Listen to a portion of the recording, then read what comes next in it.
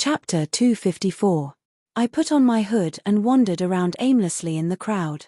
I looked at the people celebrating in front of me and casually took a sip of wine. I seemed to be infected by the celebratory atmosphere, and my mood became better without me even realizing it. Avla had already left. It was rare for me to be in such a good mood today, so I didn't intend to waste my energy on an outsider. Angels were all inflexible, and it would be impossible to communicate with them right now. I would first go to Nanxiang for a few months before talking to them. I had already entered the Wood City district. This was also the most prosperous business district in Defender. At this moment, there were all sorts of small shops on the roadside. Some sold snacks, some sold jewelry, and there were even quite a few war memorials. The moment I entered the market, a cute golden-haired little girl suddenly appeared beside me. She madly ran to the roadside stalls and started looking for a new snack stall. Her long blonde hair almost reached the ground. Heloise, who was becoming more and more gluttonous, had a barbecue skewer in one hand and smoked fish in the other. She even had a chicken drumstick dangling from her mouth. Soon, the cute and noble princess's clothes had become a greasy rag, and her red face had become a tabby cat. Ever since Heloise had regained her appetite and sense of taste, she had evolved like a super glutton. Fortunately, most of the time, she only tasted food. Although her little mouth was constantly moving, she didn't eat much. That was the only way she wouldn't let the silly cat on my head get fatter and fatter. No matter how much I eat, I won't get fat. At most, I'll just share my nutrition with my children and let them get fat. I'll forever be a single-digit beautiful witch. Ah, Roland, look over there. What's that? While making sarcastic remarks that would infuriate all women, she laughed as she jumped and pointed at the street in front of her. The slowly moving flower parade seemed to have completed its first round of parade. In human countries, flower parade was a tradition. However, unlike the rich countries in the Central Plains, which used flowers, beauties, gold, and artwork to decorate their flower parade, the flower parade in the Northlands usually didn't have any flowers. However, the Northlands had the highest ice sculpting technology. Myths, epics, heroes, and even real people could be turned into vivid ice sculptures. A few colorful lights were lit in between the ice sculptures, and the colorless ice sculptures came alive in the flowing lights. The distortion of light and the reflection of magic made those lively characters seem to come alive. Of course, if that was all there was to it, it would be a little boring. After all, every type of float had their own characteristics and functions. For example, the largest bakery chain in the city, Acer Bakery, used ice sculptures to make all kinds of fancy desserts, which were vivid and attractive. There was even a shopkeeper who was distributing bread discount rolls. It seemed that the advertisements were scattered along the road. Dessert, dessert, banana boat, strawberry sundae, orange custard, fancy pink rolls. All right. Looking at this banshee queen who snatched a bunch of coupons, I could only smile helplessly. Looks like there will be a lot more breadcrumbs in my house in the near future. The Philip Carriage Company's flower parade was made into a pumpkin carriage from a fairy tale. The horses that pulled the carriage were dressed as mice. However, the carvings on the pumpkin's shell and the decorations on the carriage were even more exquisite and beautiful than a real carriage. The gigantic carriage didn't shake at all, fully displaying the astonishing craftsmanship of the craftsman. The Golden Peak Tailor Shop's flower parade became a stage for the models to show off their new clothes. It was a pitiful world of ice and snow. All the young girls' faces were pale from the cold, but they were still doing their best to show off their dresses and casual clothes that didn't have much material. In the past, even if it was New Year's, this place would always be cold and empty. But as Donglan became more and more prosperous, more and more people chose to return here. Many major merchants also invested in this place. These 3 merchants weren't originally Donglan's local merchants, so they took advantage of this opportunity to promote themselves. Even the newly established town security didn't give up on such an important opportunity to promote themselves. Momo was still showing off their new uniforms on the flower parade. The sound of whips filled the air, and the snow eagle that represented the sinners was whipped into pieces, causing snow to fly everywhere. It was quite a painful sight to see, but it seemed that this also attracted quite a few strange followers. And with so many flower parade cars, there were naturally some special ones as well. For example, there was a certain alliance with a lot of energy, especially those goblin engineers who were full of firepower. 1, 2, 3.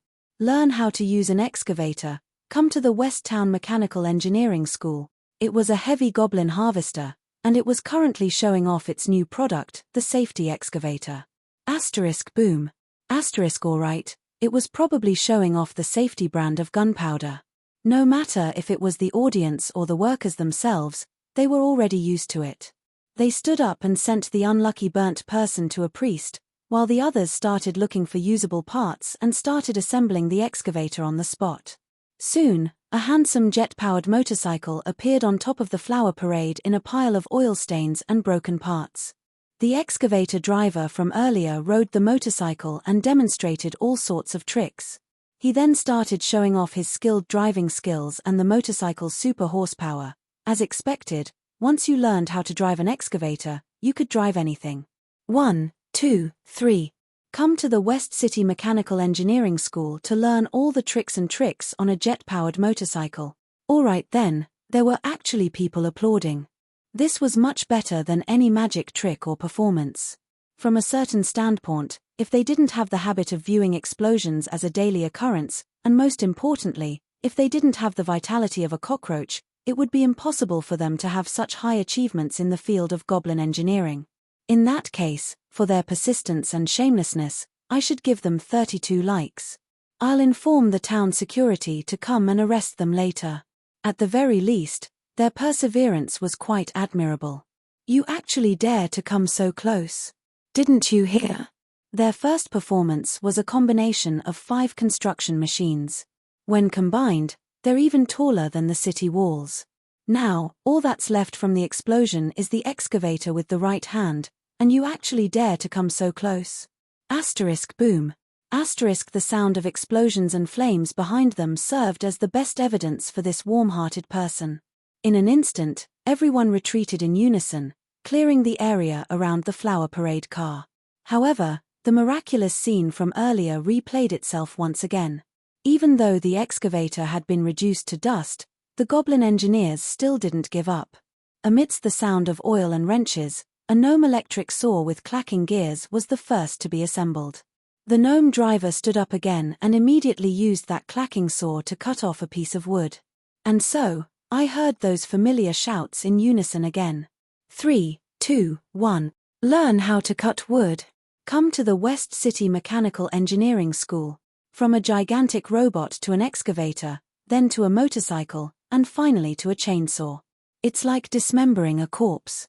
First, it's the human, then the right hand, then the index finger, and finally the fingernail. Please let that chainsaw go, he's the only child left in his family. How pitiful. Alright then, for the sake of that pitiful survivor, I immediately called for help. Hey, Eliza, help me contact the town security.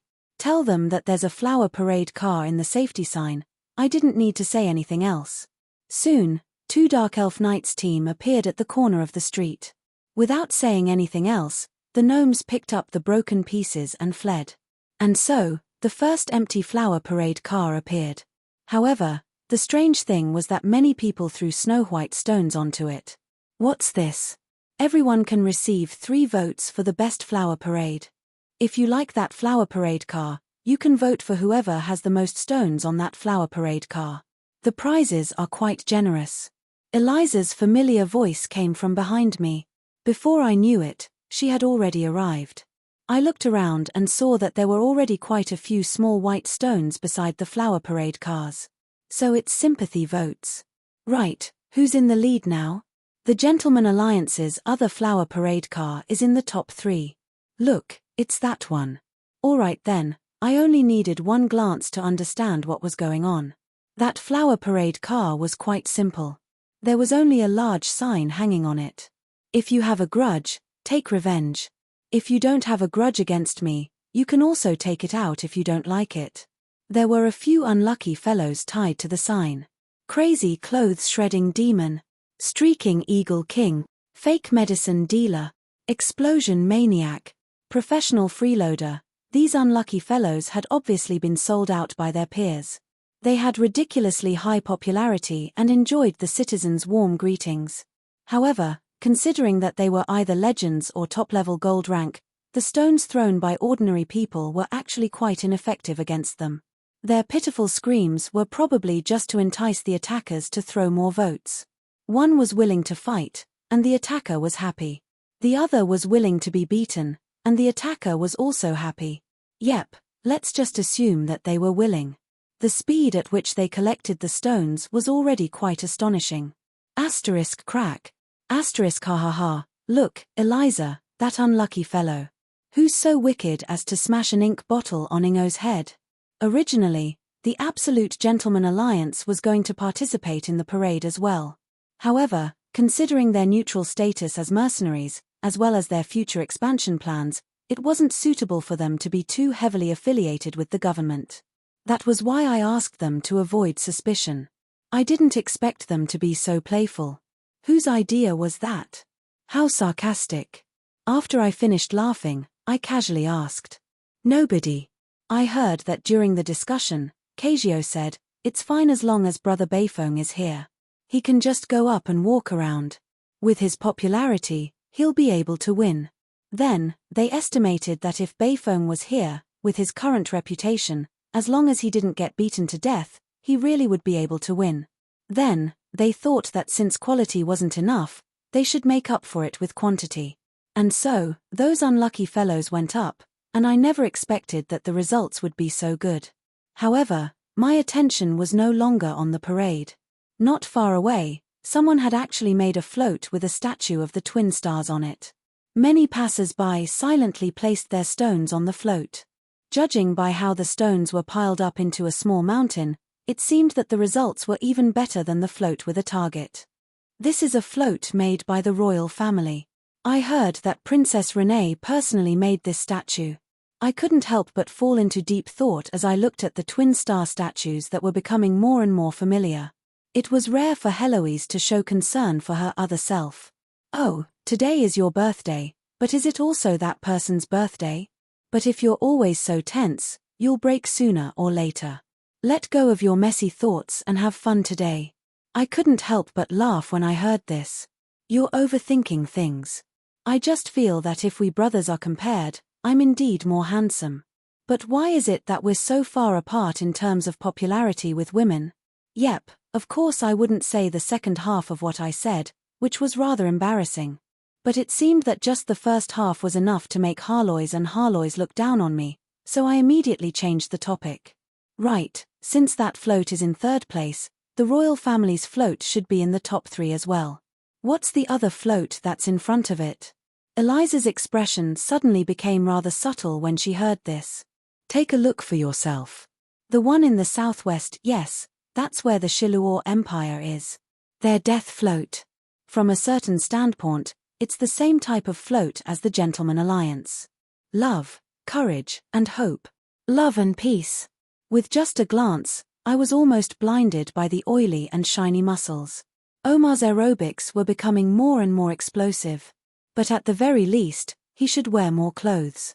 You guys aren't Eaglestorm's worshippers, are you? And when I discovered that Gria's abnormally scary and penetrating voice was accompanying Omar's dance, I didn't say anything else and immediately left. For the sake of everyone's lives, let's give first place to them. Chapter 255. Right now, it was already noon on the second day of the celebration. The next day's activities had already been scheduled, but I had only just woken up. Last night, I was dragged into drinking by Little Red, Adam, and the others, and ended up fooling around the entire night. The result of being drunk and unable to sleep the entire night was that my head was now hurting like crazy. Unfortunately, as the organizer of the celebration, the documents in my office were piling up like a mountain. In the end, I was still unable to escape, and was caught red-handed by Eliza. The float parade that was competing to see who was the most despised had already ended. The victors were the random performers that the Shiluor Empire had sent to participate in the parade. Their muscle-bound performance combined with the sound of death instantly defeated everyone else. By the time they reached the end, the float had already become a moving mountain of broken rocks, and no one could be seen anymore. So many people actually liked my singing. As expected, art doesn't discriminate between races or countries. Last time, it was my stage fright that caused me to be unable to perform well. Yep, let's hold a performance at the plaza next week.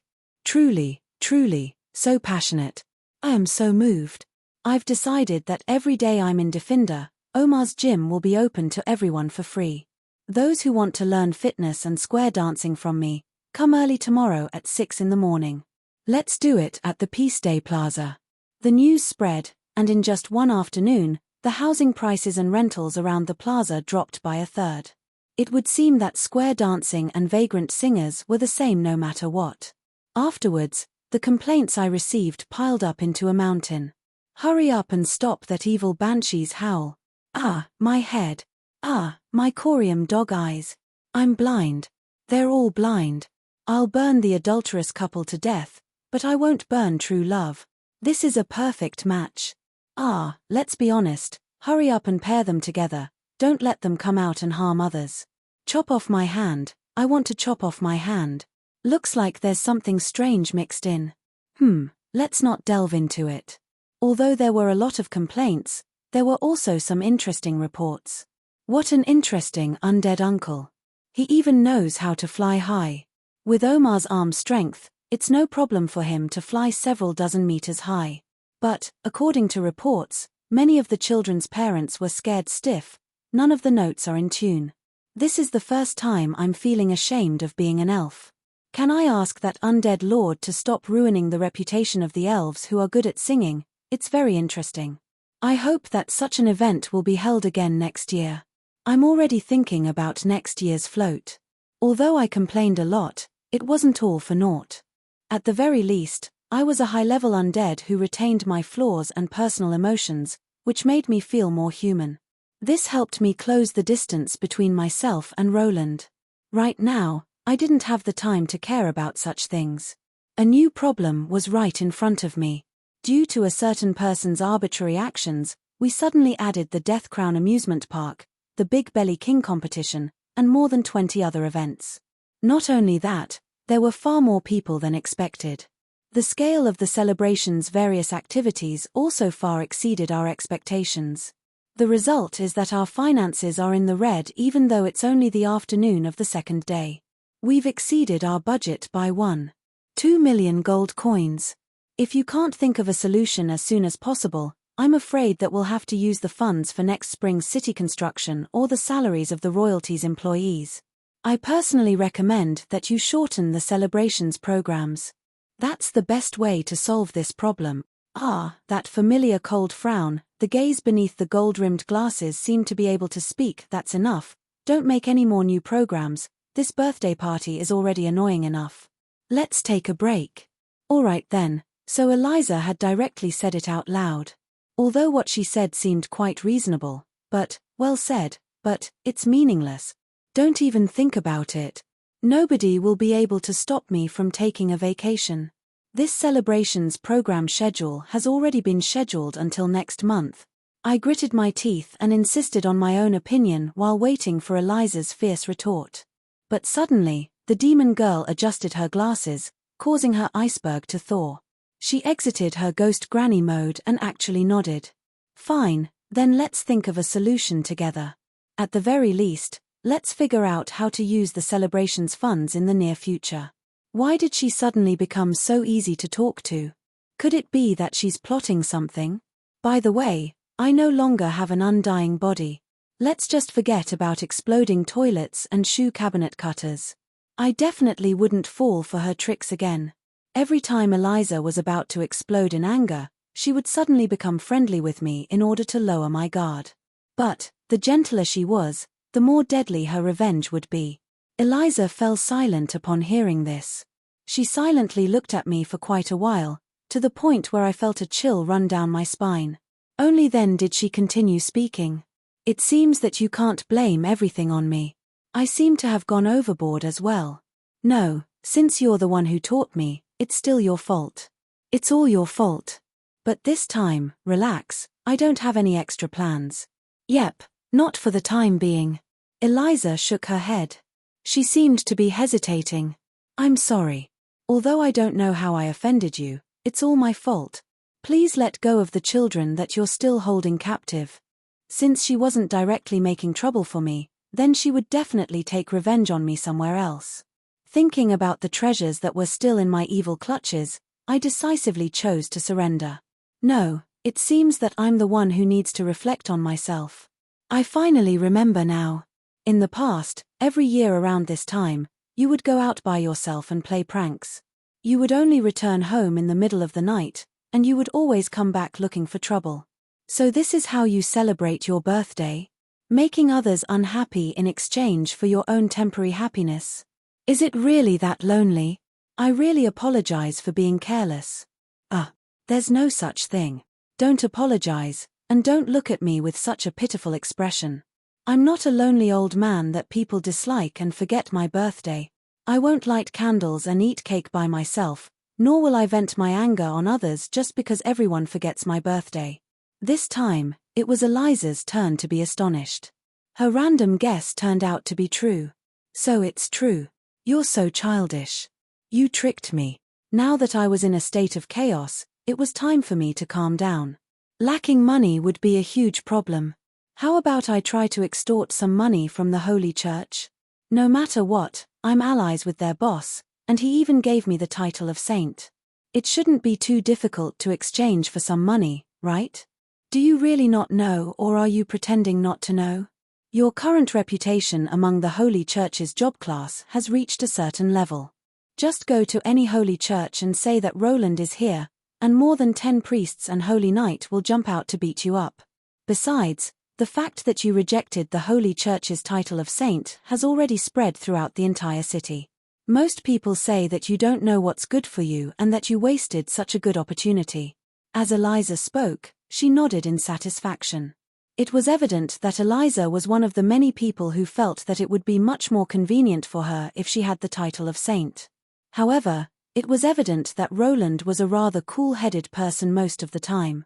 He would immediately overheat the moment he met the Holy Church. It was difficult to take back a decision that had already been made. The past was meaningless. It was better to look forward. And so, Eliza spoke. But some people admire your courage for daring to humiliate the Holy Church. You're going to go look for them at this time? Do you intend to lower your head and admit your mistakes, or continue to provoke them? If it's the former, we all know about your shameless habits, so please stop trying to lower your limits. If it's the latter, you might as well just start a war. So, you're still going to cause trouble. I opened my mouth, but didn't say anything in the end. If I could earn money by lowering my head, then there was no harm in doing so. However, based on my understanding of my taunting abilities, no matter what I originally intended to do, there was a 99% chance that the latter would happen. How's your arms deal going? Wasn't it quite successful? An auction isn't something that can be done in a short period of time. If we don't whet everyone's appetite, how will we be able to sell them for a good price? Their spies should be all over the city right now. When they finally find some clues but find nothing, that's when we'll make a bid. Aren't you afraid that they'll really obtain your technology? That's basically impossible.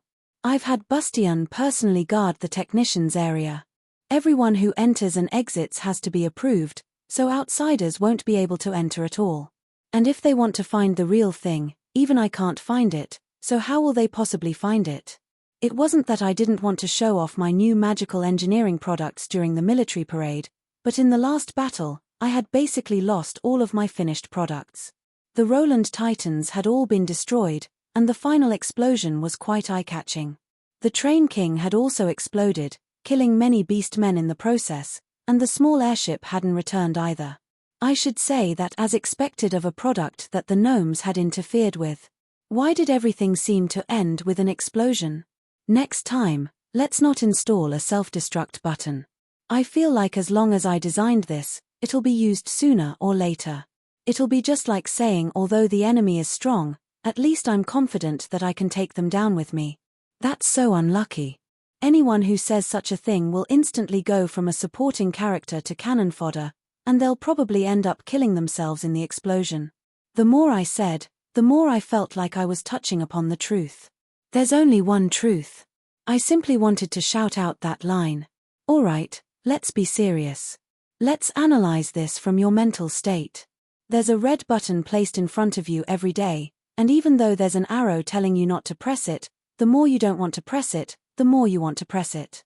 In the end, you don't have a chance, and you can't resist the temptation.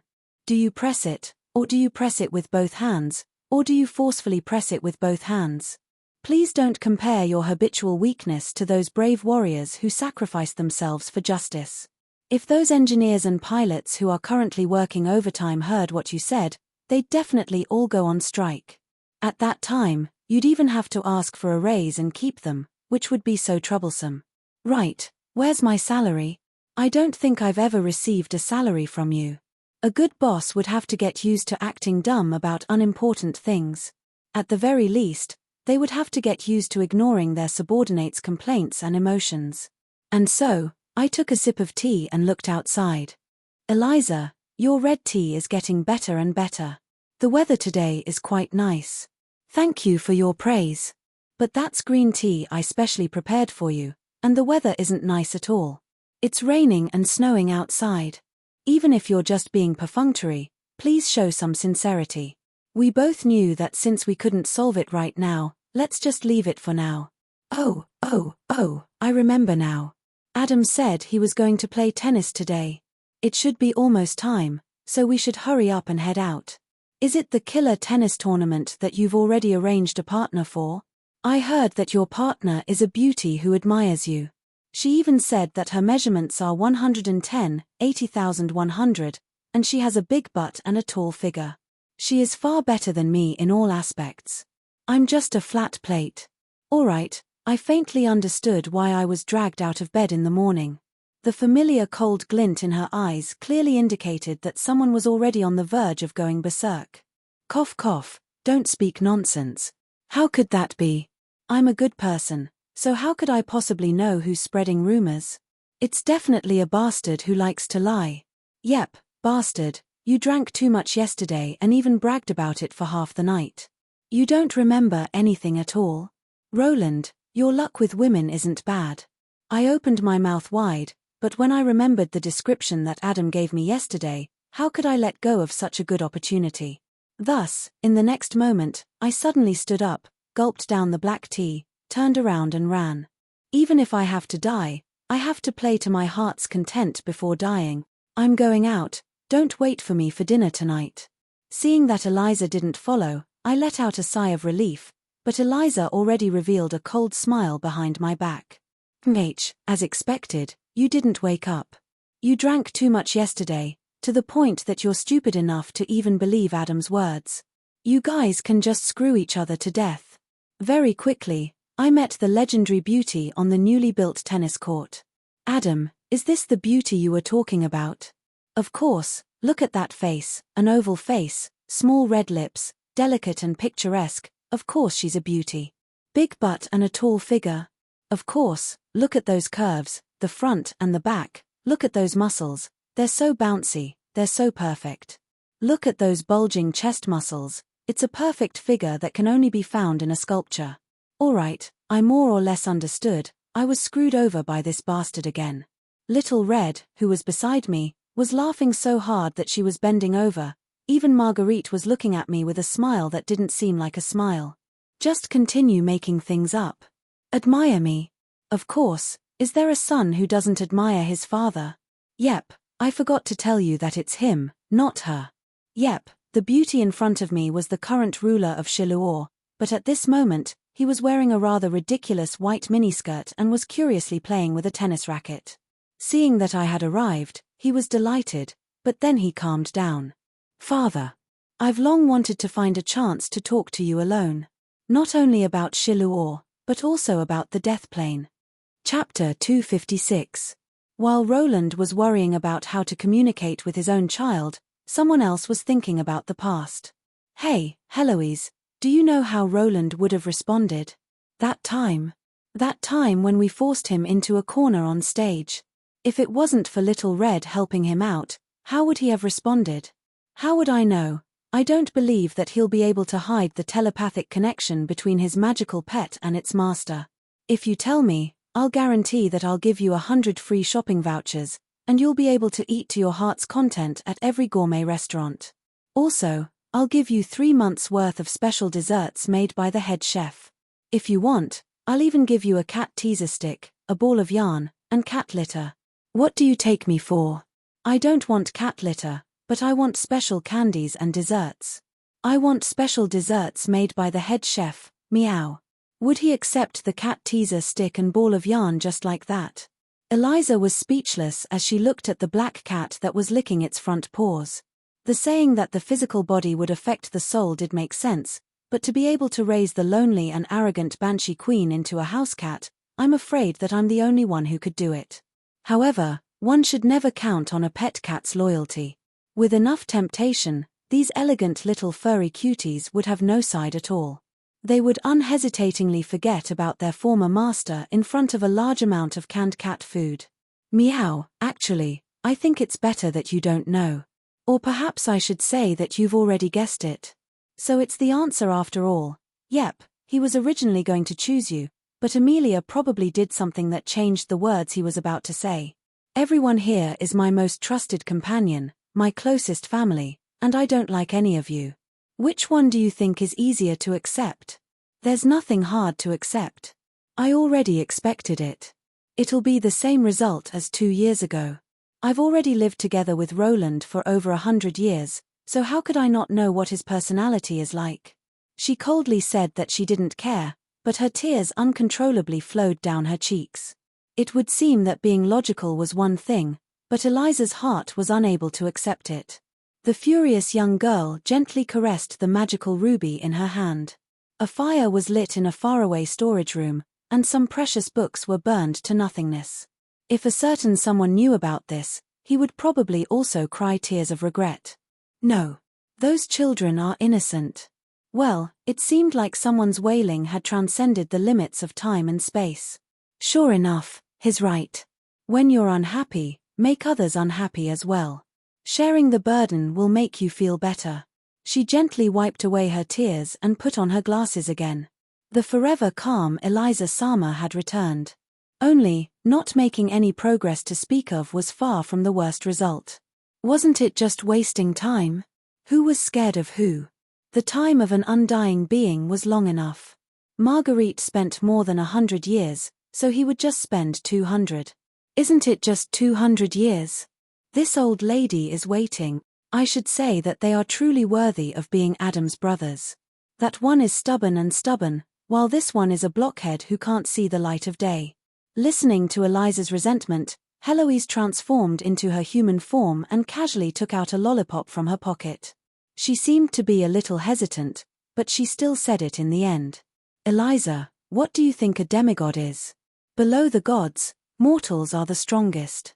What an interesting saying. Roland must have taught you this. There's no need to refute me. I don't think you can answer this question.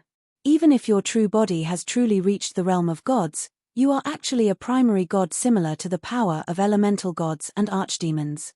Their paths have already been decided the moment they were born. I'm afraid you know very little about the power levels of mortals. Eliza was speechless.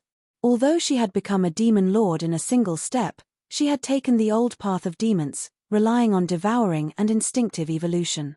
She didn't have a deep understanding of the path of cultivation that she had to take one step at a time. She knew very little about things after Saint rank. All ranks only represent the degree of progress in a certain field.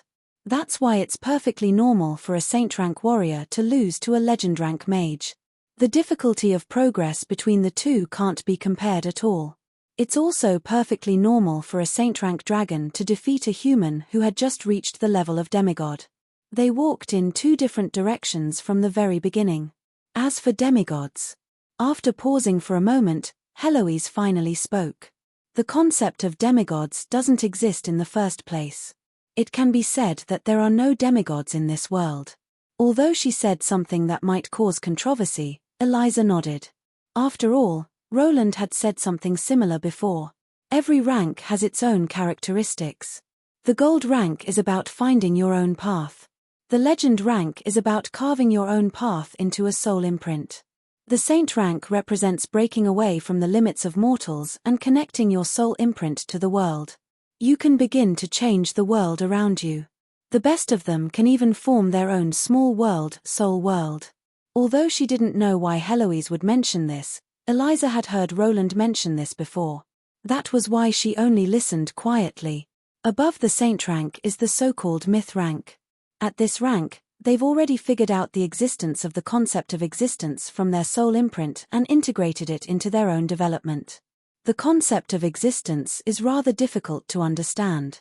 However, you can understand it as a natural talent ability that allows you to have absolute control over fire. It's an improved version of your soul imprint, but it's more convenient to use and transform it into actual combat strength.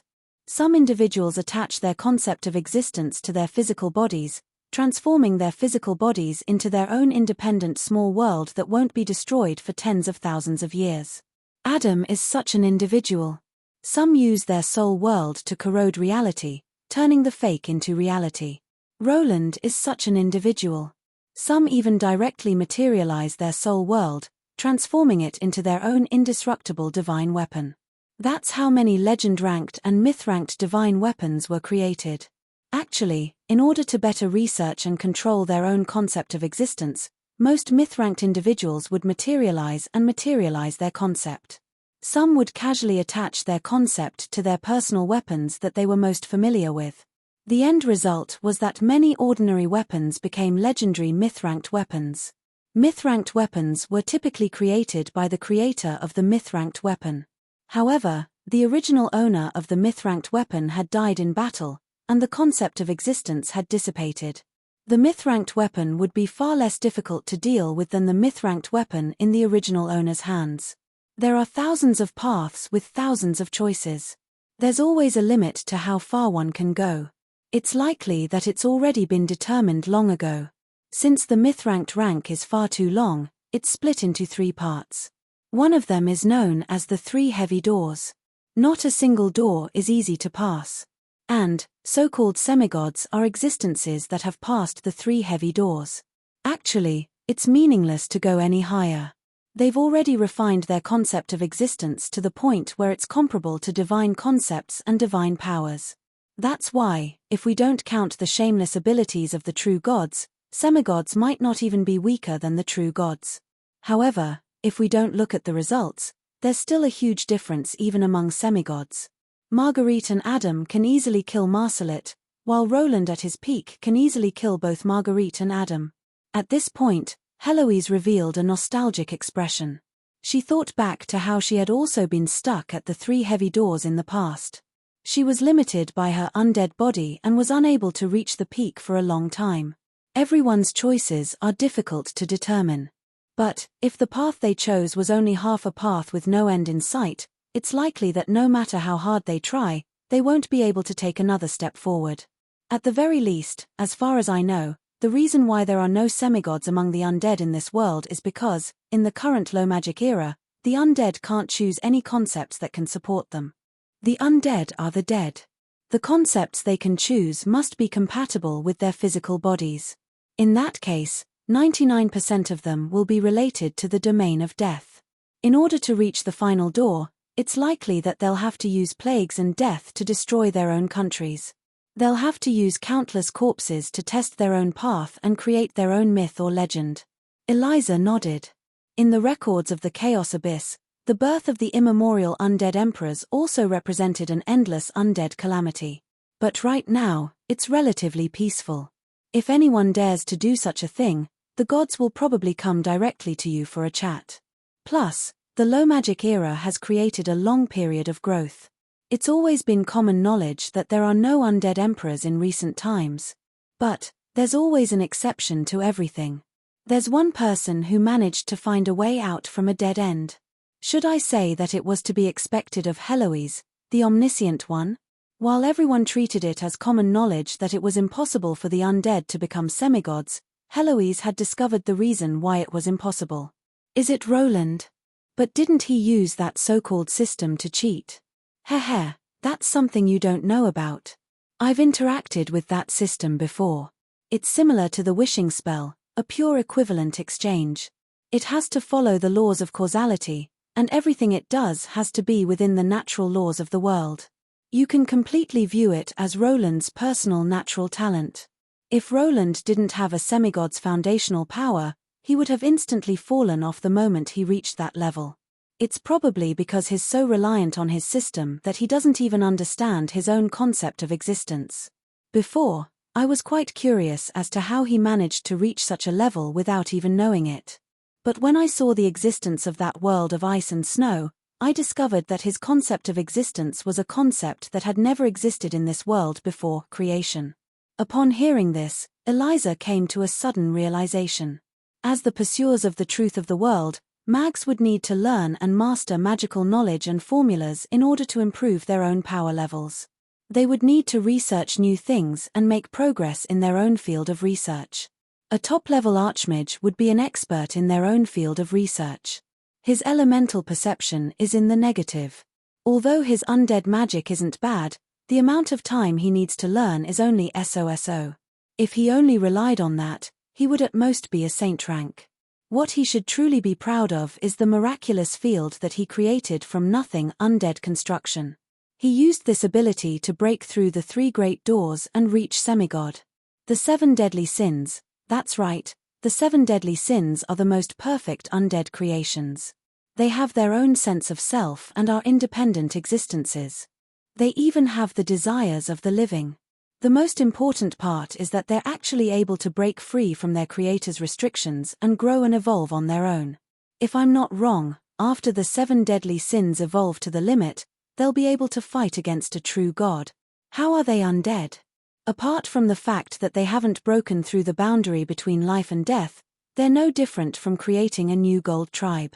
Not only that, recently, he helped me break through this barrier. He already has the ability to break through the boundary between life and death. He's already raised his own concept of creation to the level of creation. At this point, Eliza could guess why Heloise was telling her all this. How is this possible? How is it impossible? Gluttony dang is the most obvious example. A weak little abomination only took 300 years to kill a semigod. Omar, who was just born a few years ago, also has the ability to maintain his pride in front of the gods. Not only that, his evolution hasn't reached its end yet. But miracles usually come with a heavy price. The heavy price that the 7 deadly sins have to pay can only be borne by the Creator. Heloise was quite vexed at the fact that it had already involved herself. Why are there only the 7 deadly sins? That's because every single deadly sin is a part of Roland. When he was creating and naming them, he unknowingly cut out a piece of his own soul and gave it to the 7 deadly sins. Roland's hatred for his country and his family created the furious Bustion. His desire to eat and his desire to become stronger created the gluttony dang. His desire for order and power created the supreme undead King Omar. Eliza revealed a contemplative expression. Finally, under the reality that was gradually being verified, she could only nod her head helplessly. I think I understand. But some things can't be regained even if they're lost. The current Roland views revenge as meaningless, and he doesn't have much hope for becoming stronger. He views power and status as nothing more than a joke. Perhaps he's been affected as well. And the birth of me and envy was the same. But Roland probably realized that something was wrong with the situation. He didn't directly create anything and instead used us as raw materials, which also saved his own energy consumption. It's not wrong for Omar to view him as his father. Ethically speaking, it makes perfect sense, but don't expect me to view him as my father, much less call him out. Heloise had a bitter expression as well. She had only recently received this conclusion. But, suddenly going from a senior to a junior, although it felt good to have a family, she didn't know how to deal with it. That was why she didn't even tell Roland about this conclusion. The 7 deadly sins all originate from Roland. If he becomes a main god, the 7 deadly sins that are inextricably linked to him will become follower gods and child gods. There can only be 7 deadly sins, because Roland only has 7 deadly sins, so he can only cut them into 7 pieces. And that so-called system kept warning Roland not to create undead creatures. It was likely that it had discovered something. Roland and the 7 deadly sins are his true semigod power. At his peak, even a true god would have to avoid him. He definitely didn't rely on his personal combat strength. Now that I mention this, you should know why I'm telling you all this. Lust. You can also call it overflowing love. Although I don't know if it exists, nor do I know if it's a person or an object, if it really exists, it's the earliest existence of the 7 deadly sins. And no matter how talented Roland is at creating things, he was probably only at the peak of legend back then. It's possible that he paid even more to create a miracle that even a semigod can't achieve. Paid even more? If he cut off his own love, wouldn't that make him an existence that couldn't understand love? Eliza was speechless.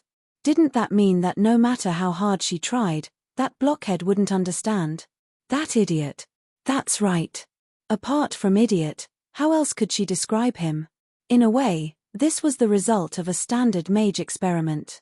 Although he obtained the desired result, he had unknowingly paid several times more than he gained. This was yet another unprofitable transaction. Can't it be fixed? Personally, I think it's possible. I can faintly sense the connection between us. As long as the 7 deadly sins are by his side, they'll instinctively return the excess sins and emotions to him, making his personality more normal and stable. And, I heard some news that he had a lover in his second life. Eliza was so shocked that she opened her mouth wide. Why didn't Roland mention anything about this at all? If it was true, he would have bragged about it to everyone long ago. I learned about it from Amelia. She only heard about it at the time, and it seems that they broke up in the end. It's also said that his second death had something to do with it. But, I also indirectly mentioned it to Roland, but he doesn't seem to remember anything at all. Even his library of memories doesn't have any records of it. I'm afraid that he sealed his memories and feelings when he was creating this thing. It's also possible that he created things in order to forget about his past. If that was an incredibly failed first love, I think that idiot could have done it. It's also possible that he thought that love would distract him from his desire for revenge and motivation to move forward. She stared at each other, and finally, she could only sigh helplessly. That idiot is practically incurable. That idiot is so worrisome. Chapter 257. Truly insane people will never know that they're insane. Rather than believing that they're the only abnormal one, they'd rather believe that the entire world has gone insane and that they're the only normal person. By Roland. In the royal palace, formal negotiations with the Shilluor Empire's envoy were ongoing. However, the most important matters would have to be discussed in private. Countless trivial details and underhanded deals had to be arranged under the cover of night. The Shilluor Empire was the only undead country in the world. Joining the Mist Alliance was already expected, but it would be meaningless if it was only in name. The alliance would deepen the relationship between the two countries, but how to deepen it, and how to deepen it, all the complicated details would have to be discussed in person by the core members of both countries. Business, trade, diplomatic, military, and more than 30 other agreements had been signed. And this was only the beginning. Without all sorts of convenient and regular channels of communication, without everyone being united, how could it possibly be called an alliance? The future Mist Alliance would be incredibly large, but that didn't mean that all the allied countries would be united in every situation. After all, every country would have their own reasons for wanting to join the Mist Alliance. In the end, the power to speak would still be in the hands of the allied countries. Just like in other worlds, in the X-Alliance and X-Alliance, even if the rules stated that all countries were equal, regardless of size, the true power to speak would always be in the hands of one or two countries. In my mind, since I was destined to find allies, then the Shilluor Empire would probably be the most trustworthy ally apart from the Sluware Kingdom and the Donglan Principality. Yes, I didn't have much confidence in the human kingdoms in the Northlands. Species with short lifespans had short lifespans, and the rapid change in the throne was one of the reasons, but the worst part was that the human kingdoms themselves were fickle and that some nobles and royalty had no bottom line. This time, I wasn't just representing East Mist. I was also representing Sluware, or perhaps I could even say the entire people of the Mist. The final goal of all these alliances was to reach an agreement with the mega empire Shilluor in all aspects. This would allow me to form a small alliance within the Mist Alliance that would have the right to speak. In that case, after I return, the entire Shilluor Empire will announce that Wumianzi's church is the national religion. Undead can worship a god, and even receive God's blessing? Will there really be an undead holy knight in the future? That's so strange. Cough. I coughed lightly in displeasure. What's wrong with the holy knight? Am I being shot while lying down? I'm sorry, Your Majesty. It's not that I have anything against you. Lionheart didn't know whether to laugh or cry as he shook his head. He was the main negotiator for the Shilluor Empire on this matter. As for Omar, after playing for a while, he got bored and fell asleep on his own. He hugged his teddy bear and slept soundly. Omar has been having a lot of fun these past few days. By the way, Your Majesty, are you not intending to come back? If you retake the throne, Omar will probably listen to you obediently. I'm not interested. I'm a living person now. How can I rule the kingdom of the dead? Besides, with you guys around, there's no need for me to go through so much trouble. Yes, I'm a living person. Even if there's an epitaph and a monument, I'm still a living person. Then, let's move on to the next item. Regarding the disposal of the slaves, due to our special relationship, we were one big family, and the Shilluor Empire's unique political system, 100% dictatorship, as long as we came to an agreement, this matter was basically settled. The negotiations went so smoothly that it was as if we were having a casual conversation during a normal meal. However, even if we came to an agreement, it would still be quite troublesome to actually do it. For example, regarding the serious differences in the social system. Since we worshipped the god of law, then we had to at least make sure that the innocent were equal on the surface. Although I didn't add any intense words like everyone is equal or defeat the corrupt nobles in my teachings in order to prevent the nobles from ganging up on me the moment I was born, I didn't add any intense words like everyone is equal or defeat the corrupt nobles in my teachings. However, after Wumianzi's teachings spread out, since those who didn't commit crimes should have the same status and rights, then so-called slaves shouldn't even exist in such a society. Abolish slavery? That was only natural. However, the problem was that the current Shilluor Empire's upper echelons were all high-level undead. The living were actually the main force of the slaves. Most high-level undead only treated the living as playthings and experimental materials. Abolishing slavery would mean a complete reversal of society's structure, liberating the lower echelons to the middle echelons. I had to be careful about this. The great majority of high-level undead weren't like my knight or the 4 heavenly kings before me. From a certain standpoint, the Holy Church's words were correct. Causing death and suffering for the living was a rare form of entertainment for the undead. It was the undead's nature to enjoy watching others suffer. And even the most ancient and undying high-level undead treated torturing the living and souls as an art. They enjoyed the pleasure of torturing their souls. Trying to change their views would be no different than killing them again. However, it was precisely because this was a purely authoritarian society that some things were easier to do. Then let's split them up. You all have time on your hands anyways, so take your time. Of course, if they still can't coexist in the end, let's have them become cannon fodder. With Omar around, I refuse to believe that they can overturn the heavens. With Omar's soul network, it would be impossible for any of his subordinates to resist his will. Back in the day, I had considered how difficult it would be to deal with even the undead lords, and that the new Shilluor Empire would need to have complete centralization of power.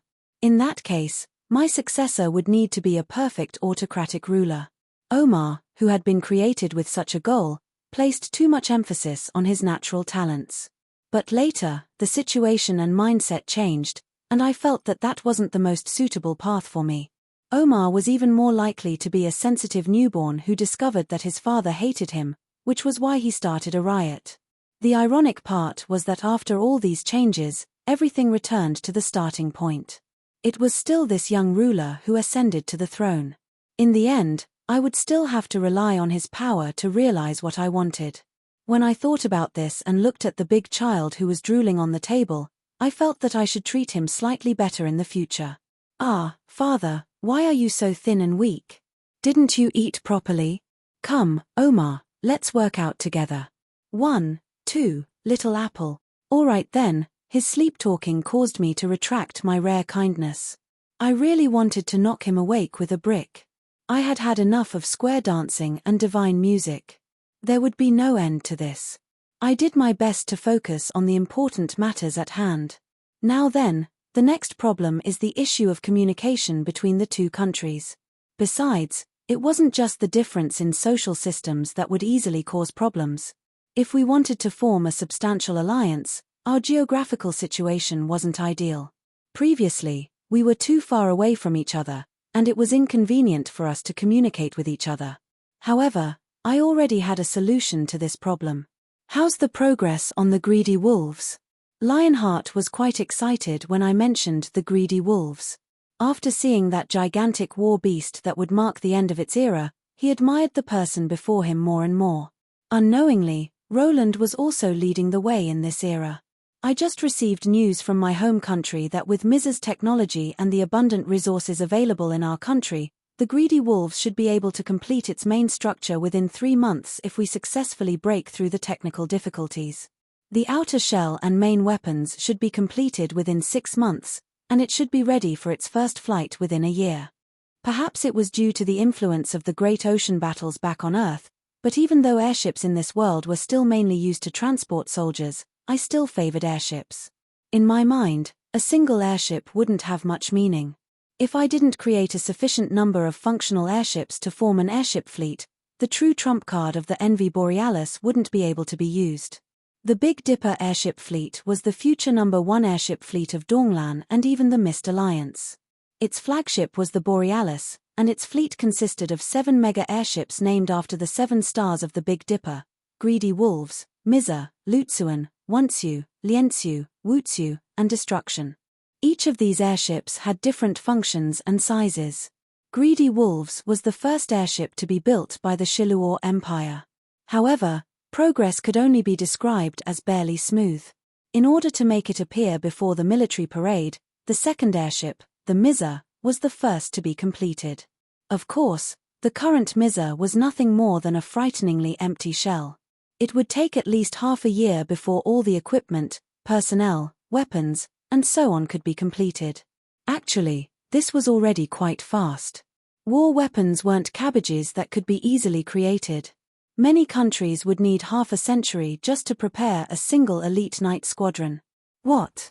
The Borealis could be used as soon as it was built. The Orland Empire had once brought a quasi-mega battleship.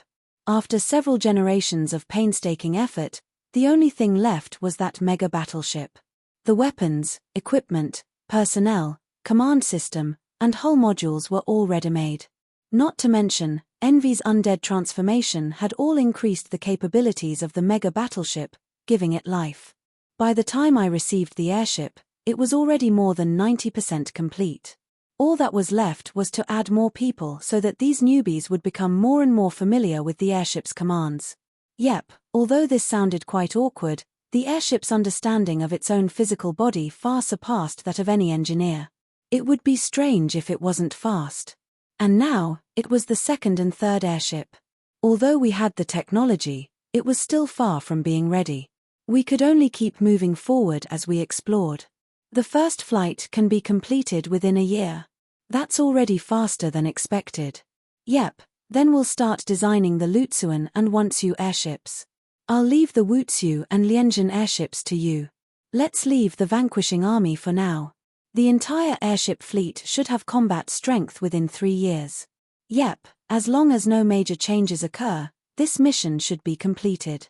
Or rather, as long as there's no new war, it's possible to complete it earlier.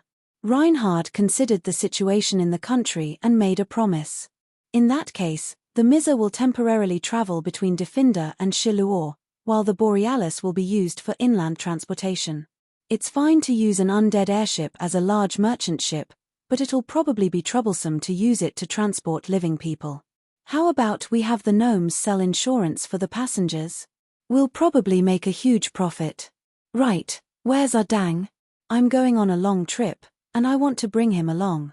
You guys want to go as well? No, I'm going to a human country. That place is very sensitive to the undead, and he seems to be the only one who can perfectly disguise himself as a living person. The former second Senator Feyman has returned. That's to be expected. If he joins the undead emperors of the undead plains, what better vanguard and guide would there be? If I were one of those undead emperors, I'd definitely send him out as cannon fodder. I mean, vanguard, to test the reactions of the various worlds. The first Senator Gricasio? It's only normal that there's no news of him. Gricasio's power level is unfathomable. Back in the day, I only cooperated with him. Don't look at how lazy he is, he actually has a fierce personality and thinks highly of himself. I don't believe that he'll obediently listen to any undead emperor's orders. The undead planes are becoming more and more active. That's to be expected, but be careful not to interact too much with them. Undead emperors aren't easy to deal with. Even you shouldn't directly face them. Many minor details were taken care of. By the time I left, it was almost midnight. What? That silver-haired female elf who was secretly inviting me to her upcoming concert. Today's weather was so nice. I didn't see or hear anything at all. I looked at the sky outside and stretched. If I went back at this time, I would probably have to listen to a certain person's endless complaints. Just as I was hesitating about whether or not I should find a place to cause a ruckus all night, or drag Adam out for a drink, a majestic figure blocked my way. Estrada? You're in big trouble. I wasn't surprised at all when Estrada started off with such a sentence. After all, he seemed to have greatly offended the Holy Church this time. I'm not here to fight. At the very least, I'm here to talk to you. But since Estrada made it clear from the very start that he was here to talk, I relaxed.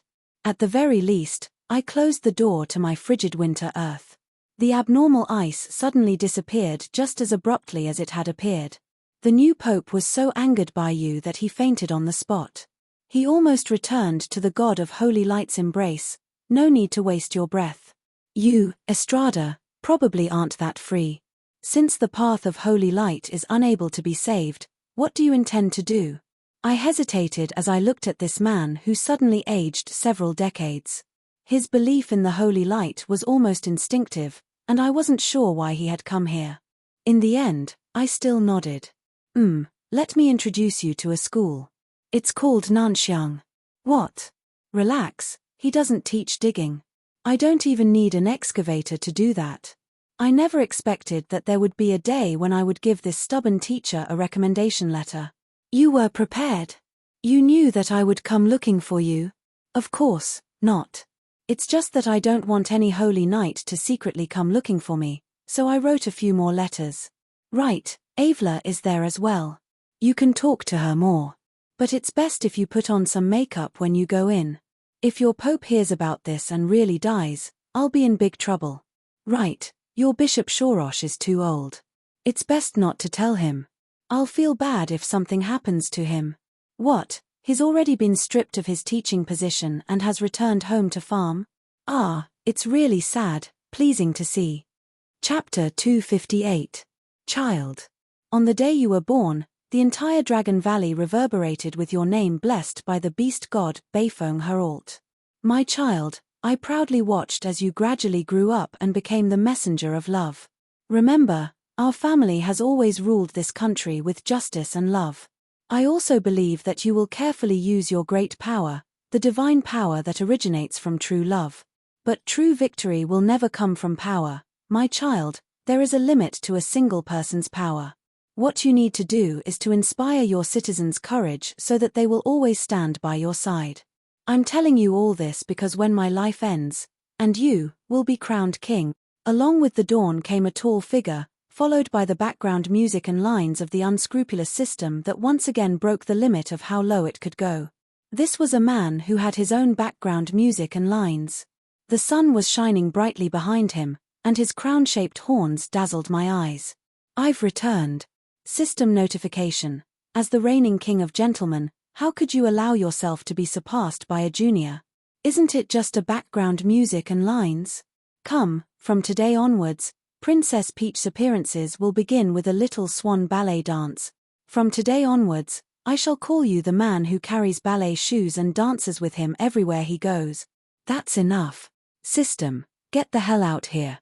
I guarantee that I won't kill you with a single punch.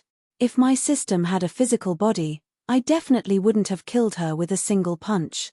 How could killing her with a single punch be enough to vent my anger? She tricked me for so long that I would have to humiliate her for at least a month. Your Highness, I've returned. Can't you see that I'm talking to my system? Can't you have some face? I glared at him with dissatisfaction. Yep, got it. What's the matter? The simple and honest Draken's face was covered in dust. He looked like an old farmer who had just returned from planting trees in the desert. His face was filled with fatigue, and he seemed to be hesitating as he looked at me. Oh, right, where did you go? Why were you absent from work for so long? Forget it. I'm in a good mood today, so I won't pursue the matter. Seeing that my subordinates were working so hard, as a good and forgiving superior, I naturally had to be considerate and offer my condolences. However, my casual question caused Beifeng's expression to change to one of unsure whether to laugh or cry. Cold sweat dripped down his forehead. His vertical dragon eyes were wide open as he stared at me. Your Highness, didn't you want me to guard the Earth Elemental Plane and be the vanguard of the reclamation? You said that someone would pick me up in 3 days at the latest, but I've waited for so long and the advance team you mentioned hasn't appeared yet.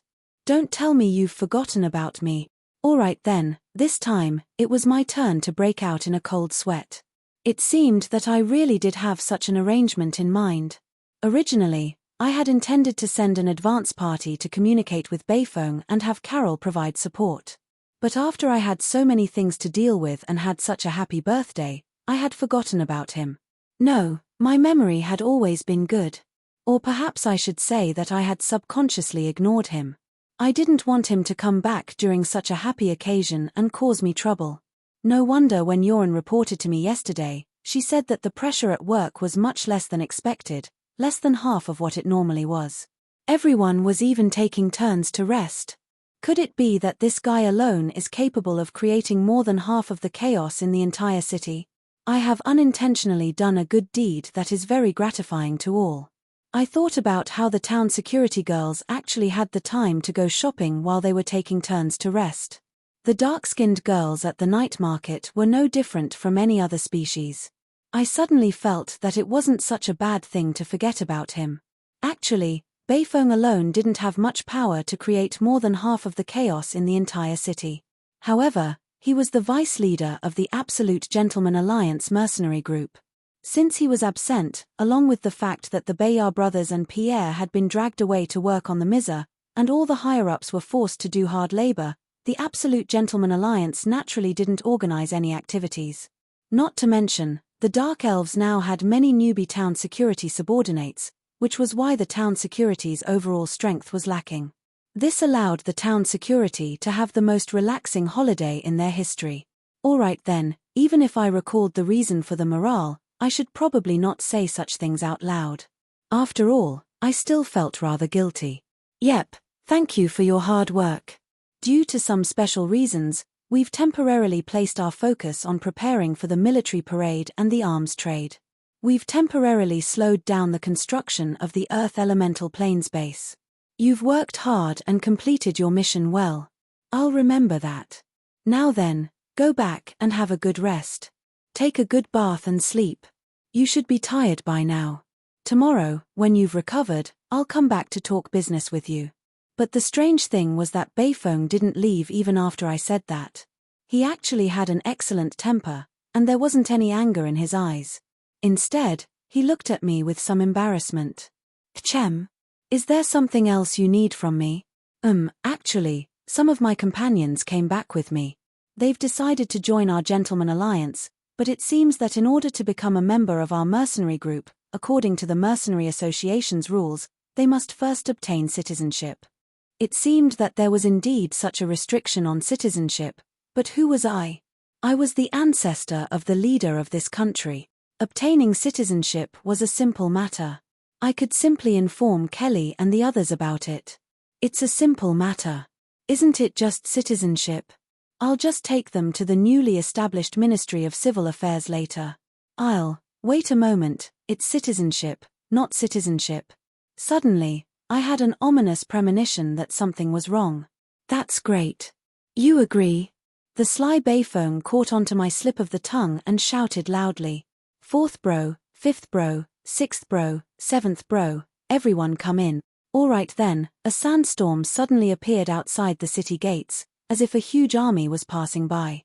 However, when the guests in the sandstorm approached, they discovered that they were only a few huge fellows. The Desert Scorpion King? This was a gigantic scorpion that weighed more than 100 tons. Although it was only as tall as 3 people, its tremendous weight caused the ground to crack as it walked. As it slowly approached, the ground kept cracking and closing up. Fourth bro, be careful. Don't destroy the city gates. We can't afford to pay for it. This was a super magical beast from the Earth Elemental Plane. Even in the Earth Elemental Plane, it would be considered a powerful existence. How did Bayphone trick it into coming here? 2 figures were sitting on the scorpion's back. The taller one was a high elf with tanned skin. His eyes had a mystical, bewitching glow, and his skin was covered in crystals and rocks. A high-level sand dragon capable of transforming into a human form? Since the high elves were almost extinct in this generation, transforming into a high elf form was something only the immemorial dragons could do. Fifth bro, I've told you many times already. Before you can perfectly transform into a human form, put on a cloak. The rulers of this generation were humans. Naturally, the dragons would automatically choose to transform into humans. Only the ancient artifacts from the previous generation would maintain their eye-catching high elf form. After all, only the high elves would choose to transform into humans in ancient times. The other existence had long since put on a cloak. He was at least 3 to 4 meters tall, and his entire body was covered in rock dust. It was obvious that he was also a top-level existence in the Earth Elemental Plane. Your Highness, that's sixth bro. He's not very good with words.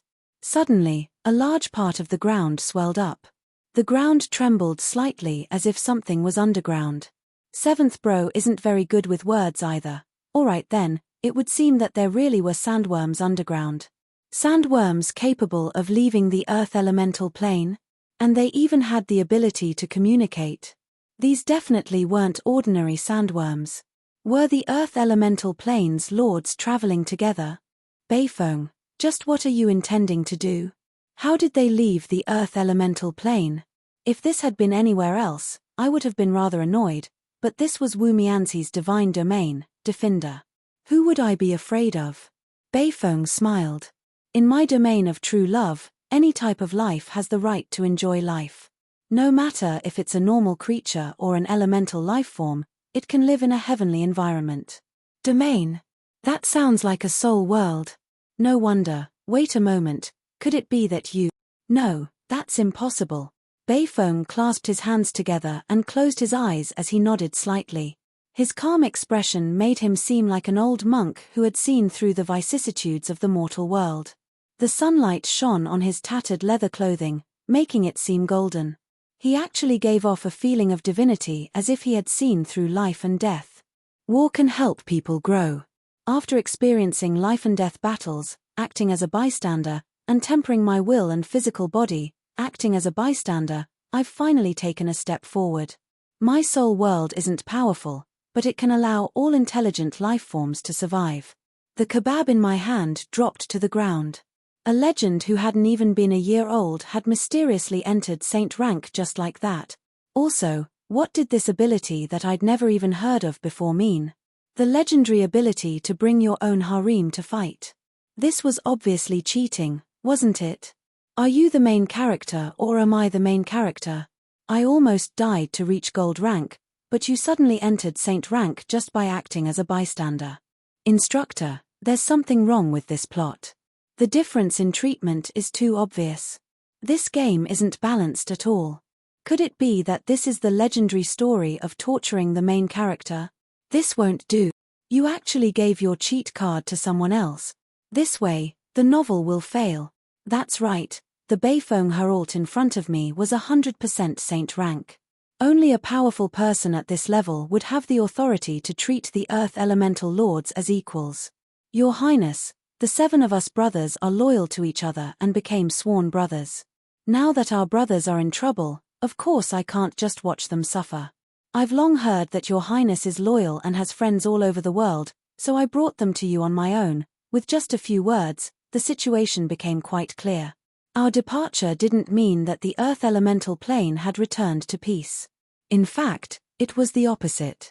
Now that the Earth Elemental Lords who had suppressed the Earth Elemental Lords had passed away, the powerful Earth Elemental Lords and the ancient Earth Elemental Lords directly started a war. Now that the entire elemental plane was in a state of war, the Earth Elemental Lords who didn't want to fight for the throne were in a difficult position. They couldn't participate in the war, but they also had no choice but to participate. You say that you don't want to become an elemental god? Let's not even talk about whether or not this reason makes sense.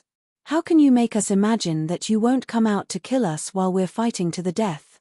Alright then, this was an honest question. Even these Earth Elemental Lords who didn't want to participate in the war couldn't guarantee that they wouldn't attack if the victor's throne was right in front of them. Doubtlessly, the best way to deal with this situation was to stay away from the battlefield and leave the Earth Elemental Plane since they weren't interested in winning. However, it was obvious that the Earth Elemental Lords couldn't leave the Earth Elemental Plane as they pleased, unless they wanted to gradually weaken and die. And so, coincidentally, the Earth Elemental Lords discovered that the Beastmaster Hunter was actually capable of using his soul image to create a domain for all living beings to live in. After that, the plot developed quite simply. That's why the 7 of us have agreed to join your highness. Why me? Because you're the only one who won't be prejudiced against us. And more importantly, you personally defeated Amdirokan. It'll be an honor to serve under you. As the favored children of chaos, elemental creatures followed the unquestionable law of the jungle. Perhaps they looked down on mortals with short lifespans, but elemental creatures that had grown from weak to strong would naturally have a stronger and more direct sense of respect for the strong.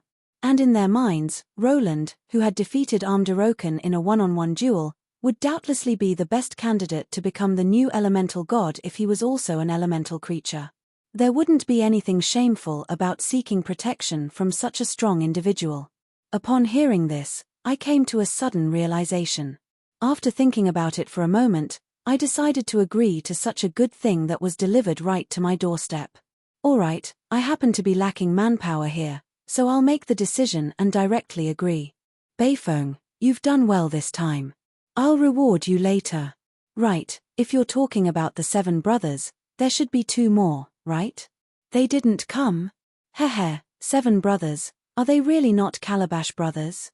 I'm sorry, you probably don't understand this joke, but it's quite fitting. Haha, Beifeng, you're the unbreakable 3rd brother. Upon hearing my initial agreement, Beifeng was delighted. Yep. Although I don't know what Calabash brothers are, we 7 sworn brothers have our own nicknames. Since we're all at least saint rank, we've decided to collectively call ourselves the 7 Great Saints. Haha. 7 Great Saints. Haha. Alright then, ignoring my twisted expression from stifling my laughter, Beifeng excitedly shouted towards the outside of the city. Big sister, 2nd brother, His Highness Roland has agreed. He's here. Alright then, the tall mountain in the distance suddenly moved. The arm in the clouds waved its hand, and it turned out that the mountain was actually an incredibly tall towering giant. Good heavens, it really is the great saint who pacifies the heavens. It's inconvenient for 2nd brother to move around, so I left him outside. As for big sister, you've probably already met her. Greetings, His Highness Roland. I hope you haven't forgotten this old woman. I lowered my head to look. That raspy voice sounded rather familiar, as if I had heard it not long ago. But when I saw who it was, I sucked in a cold breath. The mother of 10,000 stones? The great stone sculptor Ainslow. Why are you here? Upon hearing this, the incredibly ugly elemental mother actually blushed and even secretly glanced at Beifeng. Then, I understood. I understand now. Please don't tell me anything. Chapter 259. Perhaps even I didn't expect that some things would come so quickly. At the very least, I personally wasn't prepared for it. Arguing with the Holy Church. Fine, calling it backstabbing wasn't wrong either. Although I had offended the Holy Church, I had at least expressed my attitude and proved my ability. At the very least, Wu Mianxi's Church of Law has the ability to make the God of Holy Light temporarily tolerate them. They aren't pushovers that can be easily crushed. On the surface, all the major countries that worshipped the Holy Light expressed their condemnation of what happened that day. Yep, now, everything that happened that day had an official name, the Shame of Shorosh. Alright then, from this name alone, it could be seen that our pitiful Cardinal Roland had taken all the blame for this incident. But from a certain standpoint, he was destined to leave his name in the annals of history. Yep, he should thank me, Roland. It would seem that that performance was quite meaningful. At the very least, it helped Princess Peach become even more shameless. It would seem that you're not far from becoming undefeatable in terms of shamelessness. Shut up. This new dark history has already been sealed. I'll show whoever dares to mention it. Although all the major powers were condemning me for being disrespectful to the Holy Light, their military orders hadn't decreased at all. In fact, it was quite the opposite. In private, all the secret envoys of the various emperors expressed their praise for me and promised to provide me with large amounts of resources. They also encouraged me and the Church of Law to continue attacking the Holy Church's reputation. Of course, there were no contracts or promises on paper. However, I knew that as long as Wu Mianxi's Church of Law was able to show hostility and threat towards the Holy Church, these verbal promises would be far more effective than a devil's contract. After all, any ruler would be truly dissatisfied with the Holy Church's reputation, which was even higher than that of a country's emperor. What made people even more dissatisfied was that they could only hide their dissatisfaction in their hearts. They didn't even know where to start venting. In fact, they had to do their best to show their faith and respect towards the Holy Light and Divine Job Class members in order to receive various benefits and support from the local churches. When the Church of Holy Light became the most powerful religion in the world, and its believers occupied more than 80% of a country's population, the Church's authority would be so powerful that it could even judge the king as a heretic. Meanwhile, the feudal lords under the unlucky king would happily kill off the heretic king and fight for the new throne. Before the large-scale religious reform that occurred after the Yongye calamity more than 100 years ago, no, the religious reform happened even earlier than that. Before the first religious reform that occurred more than 300 years ago, divine authority was far superior to royal authority. Back then, even a bishop dared to humiliate the emperor, and a cardinal could sue an entire country. In fact, even the princes and princesses of various countries were required to serve in the Holy Church's headquarters, as hostages, in order to express their devotion to the Holy Light. From a certain standpoint, even the incident with the Mist Kingdom was related to the Holy Light. If it wasn't for the fact that the various countries and the Holy Church had gone overboard, the subsequent developments wouldn't have led to the Yongye calamity. Naturally, the Holy Church wouldn't have gone through so many large-scale religious reforms. In fact, even the first religious reform 300 years ago was related to me. If I thought about it this way, it really was a terrible debt. Perhaps I was just born to be at odds with the Holy Church. Some things would be impossible to pick up again once they were missed. If the Holy Church wanted to regain its status from 300 years ago, even if the other true God churches agreed, the emperors of each country wouldn't agree. Perhaps the happiest ones right now were those devout believers with the word holy in their names. No wonder they were so anxious to send people to support the Holy Church. It was as if they were afraid that if they didn't support the Holy Church in time, the situation would worsen and Wu Mianxi's church would be slapped to death by the God of Holy Light. As for public support, as long as they weren't idiots, there was no way they would support the Holy Church on the surface. However, those weapons orders that would last us for 30 years, and there was even an inconceivable contract where the buyer would pay in full and the seller wouldn't limit the delivery time. As long as we were thick-skinned enough, we could extend the delivery time indefinitely. This was basically the same as giving money to the Holy Church. This is obviously an unreasonable treaty.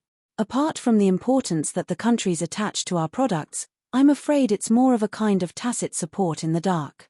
We didn't get any benefits from the Holy Church, but we actually received support from the Holy Church's hidden enemies. I'm really speechless.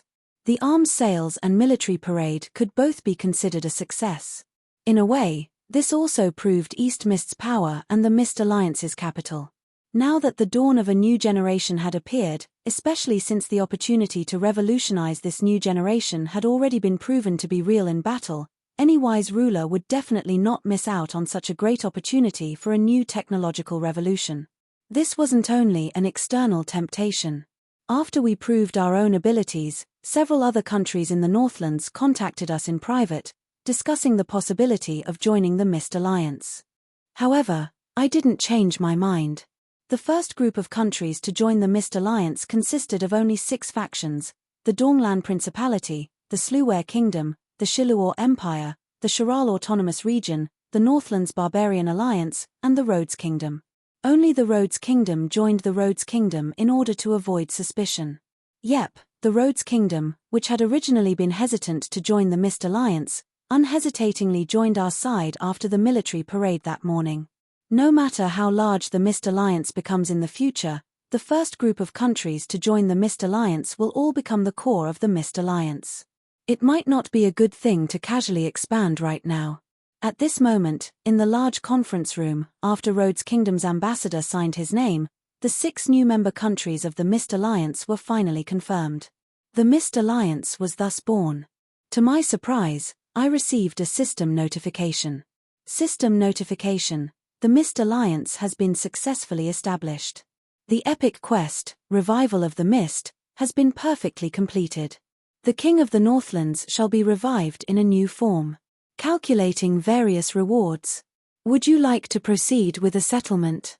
This settlement will involve some future karma calculations. Please choose carefully. Didn't you complete this quest? Sacred Sword. Back then, in order to deal with Cavendish's sudden visit, my system had temporarily changed the system's completion status. It had originally been upgrade the Roland Sacred Sword to God Equipment level, and clues to the God Equipment Crown of Thorns to obtain the God Equipment level Roland Sacred Sword in advance. But while I had obtained the Sacred Sword, I hadn't received much of a reward. I hadn't even received any information about the Crown of Thorns. This quest is only calculating a portion of your achievements in advance. Now, I'm calculating the entire quest. System notification: it's rare for me to help you out, so why worry so much? If you don't ask your father to help, your younger brother will definitely beat you up. Would you like to calculate the settlement? Yes or yes? I couldn't help but laugh. Was there even a need to hesitate? Let's calculate the settlement. I still want to know where the Crown of Thorns is. It's in the hands of the current Emperor of Bardi. You even personally gave it to his ancestor. Chapter 260. Ding. Congratulations. You have successfully activated the epic quest, Revival of the Mist. Quest requirements: resolve the danger of the Donglan Principality being annexed by other countries. Make the Arctic's Winter Wolf country return. In front of the true Winter Wolf King, Dasos is nothing. Quest rewards: the upgraded Roland Sacred Sword and clues to the God Equipment Crown of Thorns. I know that you really want to find this God Equipment. Punishment for quest failure: you will become a sissy. I'm serious, very serious. If you can't even protect your country this time, you might as well become a sissy. Just like that ridiculous epic quest in the past, when I activated this quest, I already knew that this definitely wouldn't be a simple quest like the one mentioned in the quest notification. Resolve the danger of being annexed by other countries. Would it be enough to survive the Ottoman Empire's threat? Or would it be enough to reverse the situation where a weak country would be constantly bullied by others? Or would it be better to make Donglan into a superpower? In that case, it would naturally be impossible for Donglan to be annexed by other countries. Make the Arctic's Winter Wolf country return? If it was only the return of the Mist Kingdom, changing its name would be one thing. However, making Donglan independent would also be a perfect quest. Only if I could achieve the Mist Kingdom's former level would I truly accomplish my quest. Revival of the Mist. Yep, this was the most important quest notification. As long as the Mist Kingdom and the people of the Mist were revived, all problems would naturally be easily solved. That was how I understood it, and how I did it. It had been more than a year since I returned to the surface. By now, the new Mist Alliance had been established, and military, political, religious, and other aspects had greatly improved. Perhaps the new Mist Alliance still wasn't mature, and Dawnland still had a long way to go before it could reach the Mist Kingdom's level of domination over the Northlands. But at the very least, it was no longer a pushover that anyone could trample on. My system had imperceptibly helped me out yet again. If I had completed my calculations while I was in Antoon, the Mist Alliance project wouldn't have started yet, and the religious reforms and political reforms wouldn't have started yet. It was only natural that I wouldn't receive a high evaluation. At this time, all the foundations had been laid. All I needed to do was let it develop naturally, and the seeds I planted would reap the desired results. Without a doubt, this was the perfect time to complete my calculations. Actually, even if I wanted to interfere, there's not much I can do. I'll leave the results to time. Damned system, time to settle the score. After I gave my order, the entire world seemed to come to a standstill. Countless grey lines, horizontal and vertical, crossed the boundaries of space and intersected with each other. They intertwined and knotted with each other. The threads of fate connected countless people and objects. The order of space and time was rewritten, and the power of fate that could distort reality and the future was born. Next, countless karma threads trembled as if they were being plucked by countless invisible hands. These karma threads were pulled out from my body and weaved in midair before returning to my body. Time and space were meaningless in this still world. The flying shuttle and the threads seemed to have only lasted for an instant, but they had already connected countless objects and people. A new karma connection had been confirmed. Even the world stopped moving. I was unable to move. I could only watch as all of this happened. I knew that if it wasn't for the fact that I had recently come into contact with Frigid Winter's world creation, my consciousness would have been frozen the moment I gave the order. I wouldn't even have the right to witness this scene. Karma threads. The highest order concepts of time and space. That's the true effect of fate points. Just watching all of this happen caused chills to run down my back as I broke out into a cold sweat. This wasn't fear or astonishment. This was simply the instinctive humility of a mortal witnessing the Creator's power for the first time. I could sense that even though I had already touched the boundary, in some aspects, the difference between me and the Creator was like that between an ant and a dragon. There was no comparison at all. Don't I, who hasn't gone through creation, have the qualifications to understand these things? What exactly was the system? Why does it have the ability to control time and space and distort cause and effect? It was the first time I vaguely understood the operating principle of the system, but I didn't dare to think too deeply about it. Did you see that? This is our ability, so you have to respect us. TSK, TSK, TSK. In front of me, you're still too young. If you're willing to be our little brother, it's not impossible. As long as you maintained your Princess Peach appearance and looked at yourself in the mirror every day, I might be able to consider it. That's a good idea. Let's start with your favorite lace-made outfit tomorrow. Oh, high voice, he tilde oh, long voice, he tilde oh, high voice plus long voice, he. Alright, the little bit of respect that had just risen up vanished in the face of this shameless woman and the Queen's three-part laughter. Bah, dream on. Dream on. Right after that, a notification popped up, along with a mechanical notification sound. However, I didn't have the time to think too much about it. First quest objective, eliminate the danger of the Dawnland Principality being annexed and subjugated. Calculating results. Originally, there were 5 countries that had ambitions to annex Dawnland. In descending order of threat, they are the Slewware Kingdom, the Surface Beastmen with the Bloodaxe tribe as the core, the Tassel Kingdom of the Elves, the Casolan Kingdom, and the Ottoman Empire. Currently, none of the 5 factions have the ambition or power to annex or suppress Dawnland. Quest completion is excellent. You are rewarded with several 100,000 fate points and 1 unyielding jade, an epic ranked material.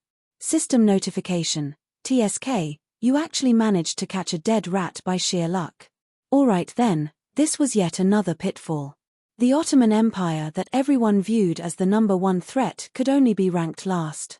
The greatest threat was actually the Slewware Kingdom. However, it was easy to understand after thinking about it. In terms of motivation, the Sluware Kingdom, which shared the same culture and race, would probably have the greatest motivation to invade Donglan. After all, any ruler with even the slightest bit of ambition would want to unify the people of the Mist and accomplish something that was destined to be recorded in history. It was likely that the Sluware Kingdom had been waiting for Donglan to weaken even further, secretly waiting for the day when they would reap the fruits of their labor. Perhaps if the Ottoman Empire succeeded in suppressing Donglan, the first to retaliate or send troops would be the Sluware Kingdom. Meanwhile, the Surface Beast Men and Tassel Empire had used their actions to show their ambition towards Donglan and even the entire Northlands. Both of them had sent troops. As for the Casolan Kingdom, fine then, the San Antonio Empire, it turned out that the San Antonio Empire didn't have any good intentions either. Or perhaps the San Antonio Empire's goal was the entire Northlands as well, and they had even planted a spy in Casolan. In comparison, the Ottoman Empire was naturally the least threatening of all. All the San Antonio Empire wanted was for Donglan to submit to them. Even if they had the conditions to annex Donglan, that would be something that would happen 100 years later. It was indeed understandable. Yep, the system was indeed the wisest. Nothing could be hidden from its eyes. The hell with being wise. The hell with being able to understand. Just how free are you? You actually pretended to be my psychological narration to praise yourself.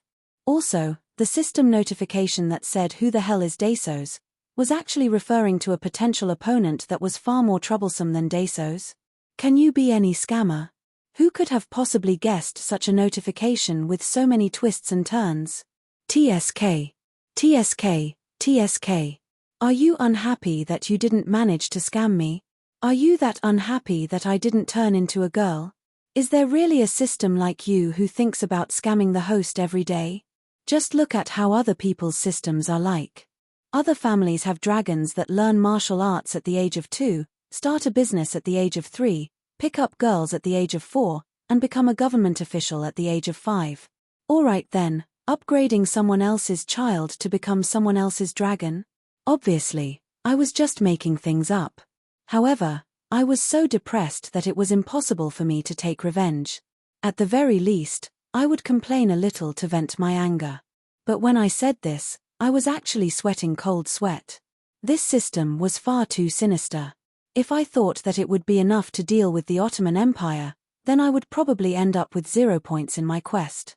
No matter how I calculated it, I wouldn't be able to complete more than 20%. No, revenge is still possible. As long as you go to Gria's concerts every day, or enjoy the private lives of those gentlemen, such as Omar's gym, you can definitely take revenge. Do you think I'm an idiot? Do you think I'll listen to your suggestion to die together with you? No, if you seal your senses, I'll definitely be the one to die. Second quest objective: the rise of the ruler of the north, the Winterwolf country. As descendants of the Mist, the Sluware Kingdom, Donglan Principality, and Shiral Autonomous Region have all become important components of the new Mist Alliance. The Winterwolf country, which represents all of the people of the Mist, has been formed. You can begin calculating. Alright then, I opened my mouth wide, but didn't say anything. Wasn't this just a game of words where I didn't use Donglan in the quest objective and instead used the Winter Mist Kingdom? From the very start, this quest included the descendants of the Mist like the Sluware Kingdom. If I only focused on Donglan, the quest objective would at most have a 50% completion rate, no, a 1/3 completion rate at most. And the most sinister part was that my system had even planted a small nail like the Shiral Autonomous Region. Half of these mixed bloods did indeed originate from the people of the Mist, so they counted as members of the people of the Mist as well. Obviously, it wouldn't be good to just ignore them. Just keep digging holes for yourself. Sooner or later, you'll have so many holes in your head that you can't fill them up. That'll be fun. Alright then, I didn't know if my system felt my retort that transcended dimensions, but my system's icy voice already reached my ears. Analysis of the Mist Alliance completed. The Mist Alliance is currently composed of 6 core countries. Calculating and evaluating their possible future developments. Possible future factions to join the Mist Alliance are as follows, to be used as a strategic reference: Highland Beast Men. After the Underground Beast Men completely unify the Mist Alliance, As long as the underground beastmen are able to suppress the Highland Beastmen's infiltration of the Highland Beastmen, there's a 70% chance that this region will join the Mist Alliance as long as there's enough commerce and diplomacy, and sufficient investment of resources. Estimated time to join the Mist Alliance is 20 years. Underground World Alliance. This faction's combined power has already surpassed the current Mist Alliance. Your decision to delay their entry into the Mist Alliance is correct. Not only that, this Underground World Alliance's internal structure is far too complex. At the very least, it will require a long period of reorganization and leadership.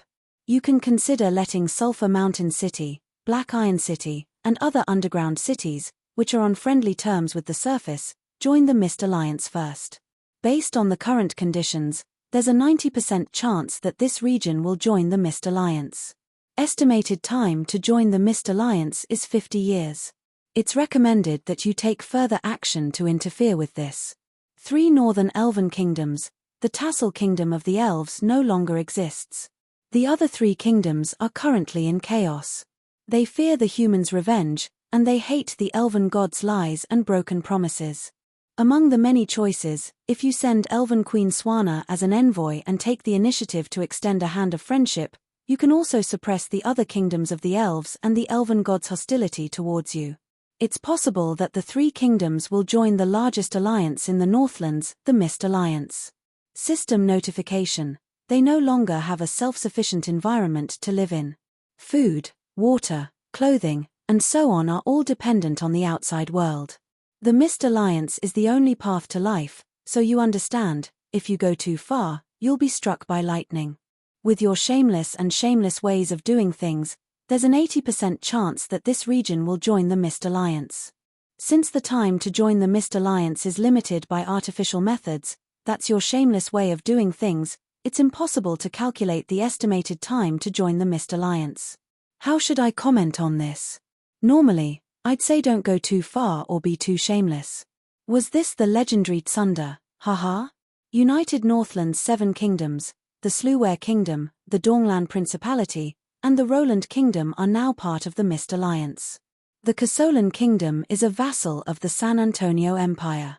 Before the San Antonio Empire collapses, there's less than a 10% chance that the Casolan Kingdom will join the Mist Alliance.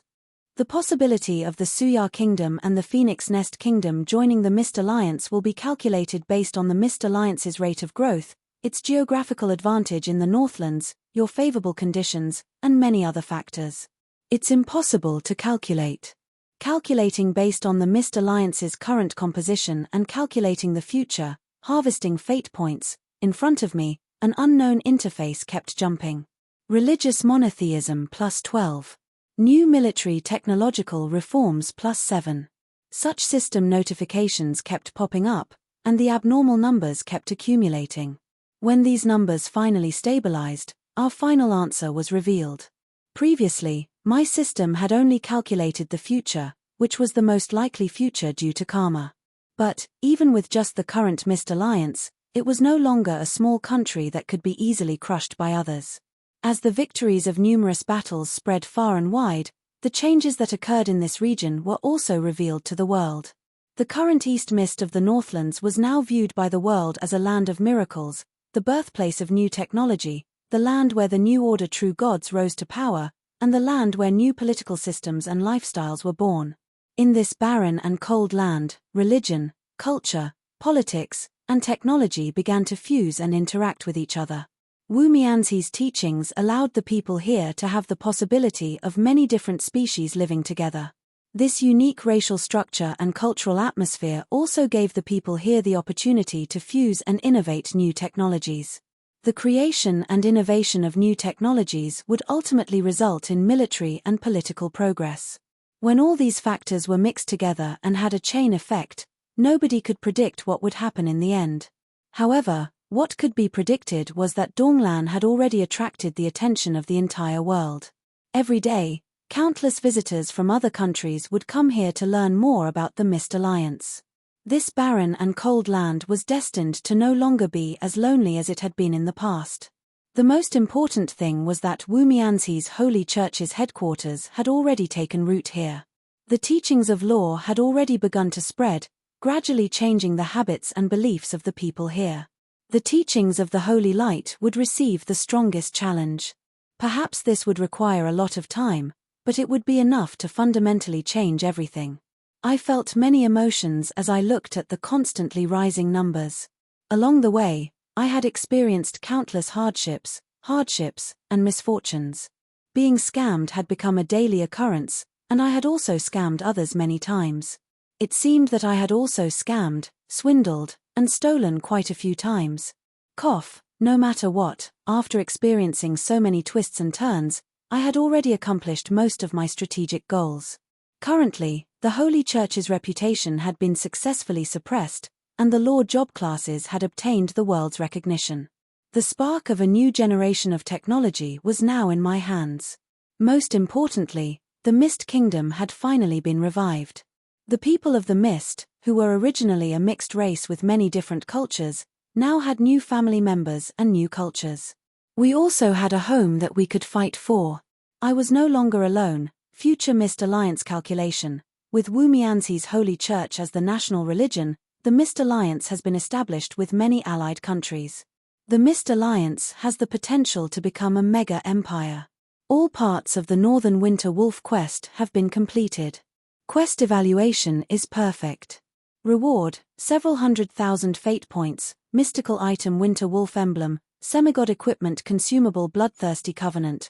Although the completion was quite a scam, seeing the system notifications that flooded my screen meant that all my hard work had paid off. All my hard work hadn't been in vain, which made me feel happy from the bottom of my heart. Finally, we have a home. So much hard work, but this was more than enough. Chapter 261. Silver Team. Report your numbers. A new team of travelers was currently assembling. This was the final roll call, as well as the final preparations before departing. The first knight is in position. The first member was a grey elf knight of law. However, he didn't wear any heavy and sturdy metal armor. Instead, the armor made from the skin of a top-tier dragon was even more valuable, especially since it was a gift from a semigod level 9-headed dragon. It was a rare item that couldn't be bought on the market. Light and thin leather armor was the best match for an elf warrior. It allowed the elf warrior's natural agility and dodging ability to be unrestricted. However, in terms of slashing and piercing defense, it was even better than the hardest adamantine armor. Its outstanding magic resistance was even better than mithril, which was known as the king of magic metals. If it wasn't for the fact that this material was so difficult to obtain, I would have given it to all the elite warriors. But, leader, can you wipe off the black dust? Such a good piece of equipment, but it looks like a second-hand item that costs 15 silver coins each. It took me so much effort to steal it from Momo. Yes, the grey elf in front of me wasn't the shameless Momo. For the sake of my chastity, for the sake of my dignity as the leader, I ignored the rabid dog who strongly requested to travel with me. I also ignored the pleas of Momo has only worn it for a few days. Don't steal Momo's treasure. Ah, smelly Sister Yorin, don't wear it. Your thick thighs and fat chest will ruin her, and chose Captain Yorin, who had just completed the moonlight ritual. Besides, this wasn't entirely my personal opinion. As a fellow law knight, not only was Yorin at the peak of gold more reliable in terms of combat power. That Dragonslayer greatsword that she could use as she pleased was a myth-ranked weapon. Actually, it was a top-tier weapon that could face off against legend-ranked weapons. Coupled with her dragon skin armor and natural magic resistance skin, she could fight, tank, and deal damage, but she couldn't run fast. Her head had been fooled by the holy light, and she was honest. She was a perfect cannon fodder that could be thrown to the back when necessary. I meant a meat shield. Since everyone trusts me and the two princes have entrusted me with the heavy responsibility of managing the city, as the leader of the town security night squad, how can I be restricted by sunlight? Most importantly, forget about being the leader, how can I be worse than Momo? I also want to accept the moonlight ritual and become a grey elf who doesn't fear sunlight. Yorin, who gritted her teeth and accepted the moonlight ritual, was one of the newest grey elf representatives among the town security night. Fortunately, after Rose was no longer around, The risk and pain of the moonlight ritual was greatly reduced. After this news spread, many ordinary dark elves also accepted the moonlight ritual for the convenience of living on the surface. It seems that the moonlight goddess has a good temper. She doesn't even take it to heart that so many false believers have suddenly appeared. It seemed like this ritual consumed a lot of divine power. Was she planning to seize the priesthood of redemption? Isn't this a declaration of war against the god of holy light's follower gods? After Yoren became a grey elf, Yoren became a grey elf. Momo's original greatest advantage was gone. Yep, I definitely didn't choose Yoren because Momo was too difficult to deal with. As for the effect of taking away the leader of the town security night squad. Hehe, today's weather is really good. Number 2. Cohen. Knight. Magic warrior. I glared at him, and this pitiful acolyte immediately changed his tone of voice.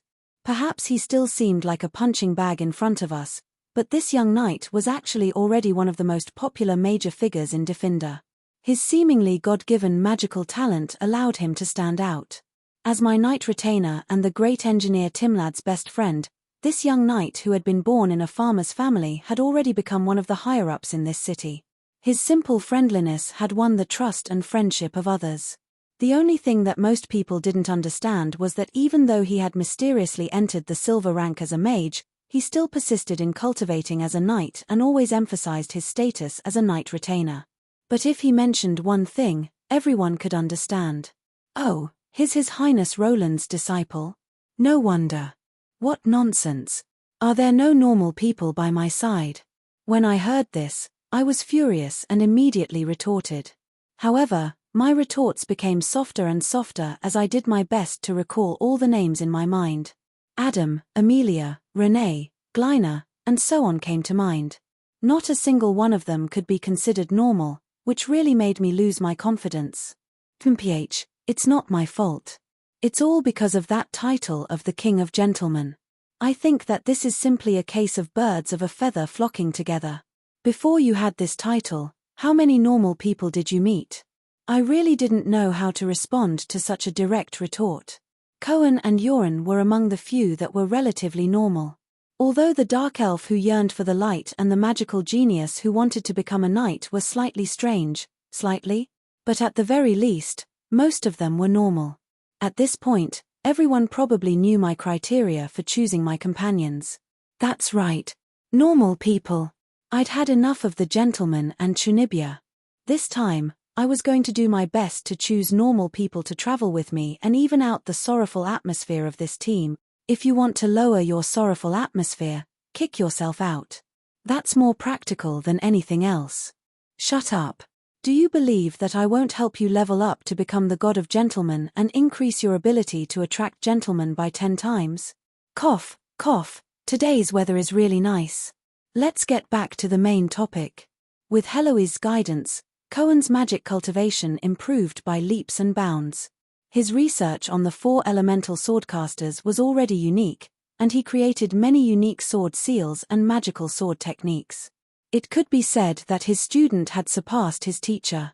Even though he was still a silver rank rookie, he was able to use magical sword techniques that were above gold rank.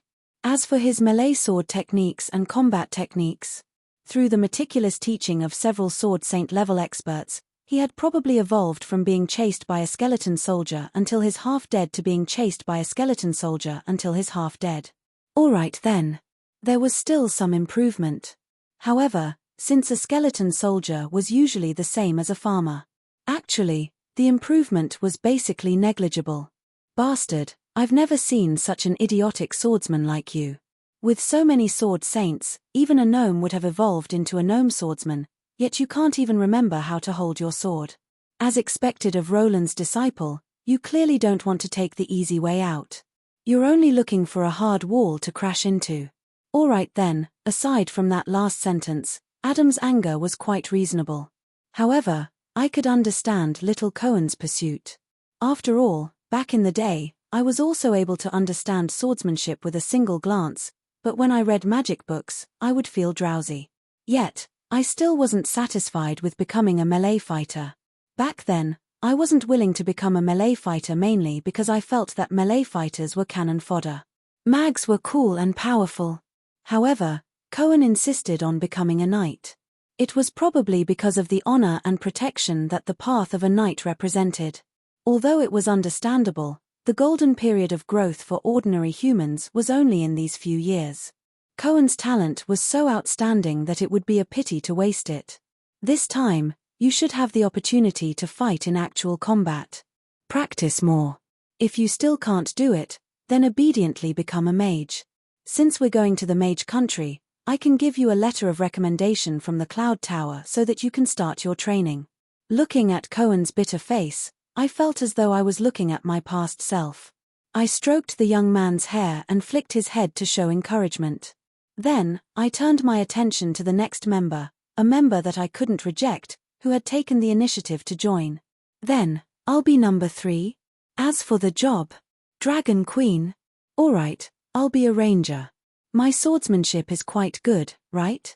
A beautiful, black-haired woman was wearing an exquisite silver chainmail and carrying a thin mithril sword that was more decorative than practical. She happened to be on the way to ask for Molly's help, so she decided to travel with me. As for her own dragon city, hey, the weather today is really good. Yep, although there were dark clouds, thunderstorms, and hail, the weather was still quite good. It seemed that the dragons were quite knowledgeable about the weather. Their opinion was exactly the same as mine. You haven't been the Dragon Queen for long. Aren't you afraid that your subordinates will rebel after you leave? Our voices are the loudest in the underground. Who will they rebel to? Aren't they afraid that we will take revenge on them? Besides, as long as they are capable, and courageous, rebellion isn't a big deal. Being the Dragon Queen is boring to death. Every day, you can't do this or that, and you have to stay in Dragon City. It's even worse than being in Sulphur Mountain City back then. It's basically a prison. Whoever wants to be the Dragon Queen can do it. Now that I'm out, I want to drink, and play to my heart's content. Should I say that as expected of Little Red? This identity of the Dragon Empress, which Molly viewed as her lifeblood, was nothing more than a shackle to trap her. Now that she was using this opportunity to slip out, Dragon City would probably be in complete chaos. However, it was a good thing that she came. After all, an adventure was one thing, but it was also necessary to bring along a trump card that could turn the tables at a crucial moment.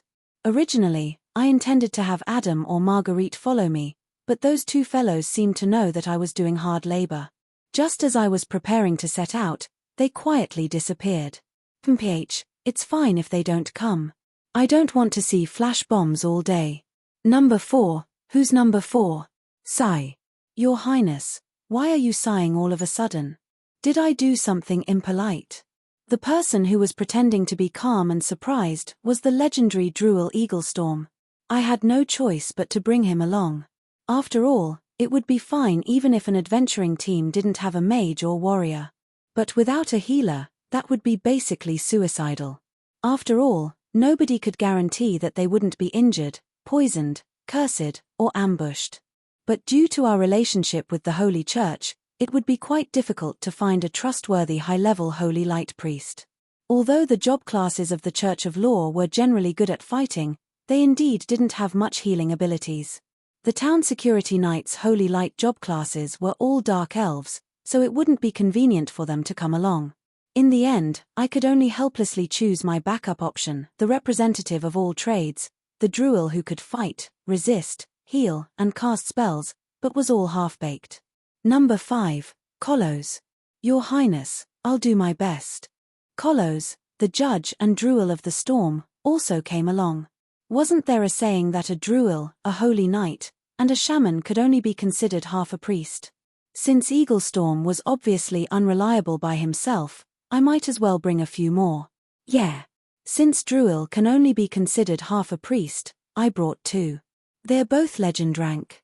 Although one of them is a transformation specialist, while the other is a storm specialist, they should still work together. I think so. But when I glanced at the books in Kolos' hands, Beginner's First Aid, How to Put on Bandages in 3 Minutes, Herbology Handbook that even a monkey can learn, and the various healing spells, all at the beginner level, attached to Eaglestorm's belt, the corners of my eyes twitched. It would seem that I had thought too highly of myself. There's no way. I'll just do it myself. Yep, there's also a holy knight who's a melee specialist, and that'll make 3. That's at least equivalent to 1. 5 priests. A dragon descendant ranger whose level was unimaginably high, a genius magical swordsman whose combat power was almost at the gold rank, and a law knight who had racial talents and equipment that could slay legend rank warriors. What a reliable vanguard. But it seemed that when it came to the rearguard, they suddenly became unreliable. Meanwhile, Yorn and Cohen nervously glanced at these beautiful legend rank healers. They didn't even think to comment that that half-priest is probably referring to Druil, who's a life force specialist. Instead, they unhesitatingly swore that they absolutely wouldn't get injured. As for Little Red, she yawned and began to doze off. Ordinary human healers wouldn't be of much help to her to begin with. A bishop of the Holy Light Priest's healing abilities would be exhausted to death. It would be better for her to just sleep in and recover naturally. Me, and me. I'm a saint rank hunter. I'm number 6, right? Yep, what an auspicious number. That's wonderful. Beifeng didn't care that I was doing my best to ignore him. He was still trying his best to make his presence known. If I had any other choice, I definitely wouldn't have chosen him. But the problem was that for adventuring teams, a veteran hunter's abilities were far too useful. They could scout the way out in the wild, track enemies, predict danger, and detect traps. With a veteran hunter in the team, we could travel and rest in peace in the wild. This was more practical than anything else. Meanwhile, our ranger was a non-technical idiot. A certain dragon, HMPH. In such a situation, it was a must-have, especially since a beast tamer's ability to summon beasts would be of great help to my goal. Don't cause trouble for me. Don't spread your ridiculous teachings about true love and mental corruption. Don't do those disgusting things in front of me. Beifeng kept nodding, but I gave up halfway through his sentence. No matter how nice his current promises were, he would probably instantly forget about them if he really met true love. Number 7, I'll be myself. Yep, I'm a holy knight. Ice and snow archmage. I proudly touched the long hem of my snow-white archmage robe and proudly showed off to everyone. Did you think it was easy for me? After being a cannon fodder for so many years, I finally managed to become a rearguard. It really wasn't easy. I've been a holy knight for so many years. I can finally change my identity. From today onwards, please call me Archmage Rodri Evenster. What's written on my fake identity? Forget it, the name is too long and hard to remember. I'll just call you Rolo. I lightly twirled my staff and assumed the posture of a weak mage walking forward with a staff. However, I accidentally knocked my staff onto the ground, shattering a large chunk of the ground and sending rubble flying everywhere.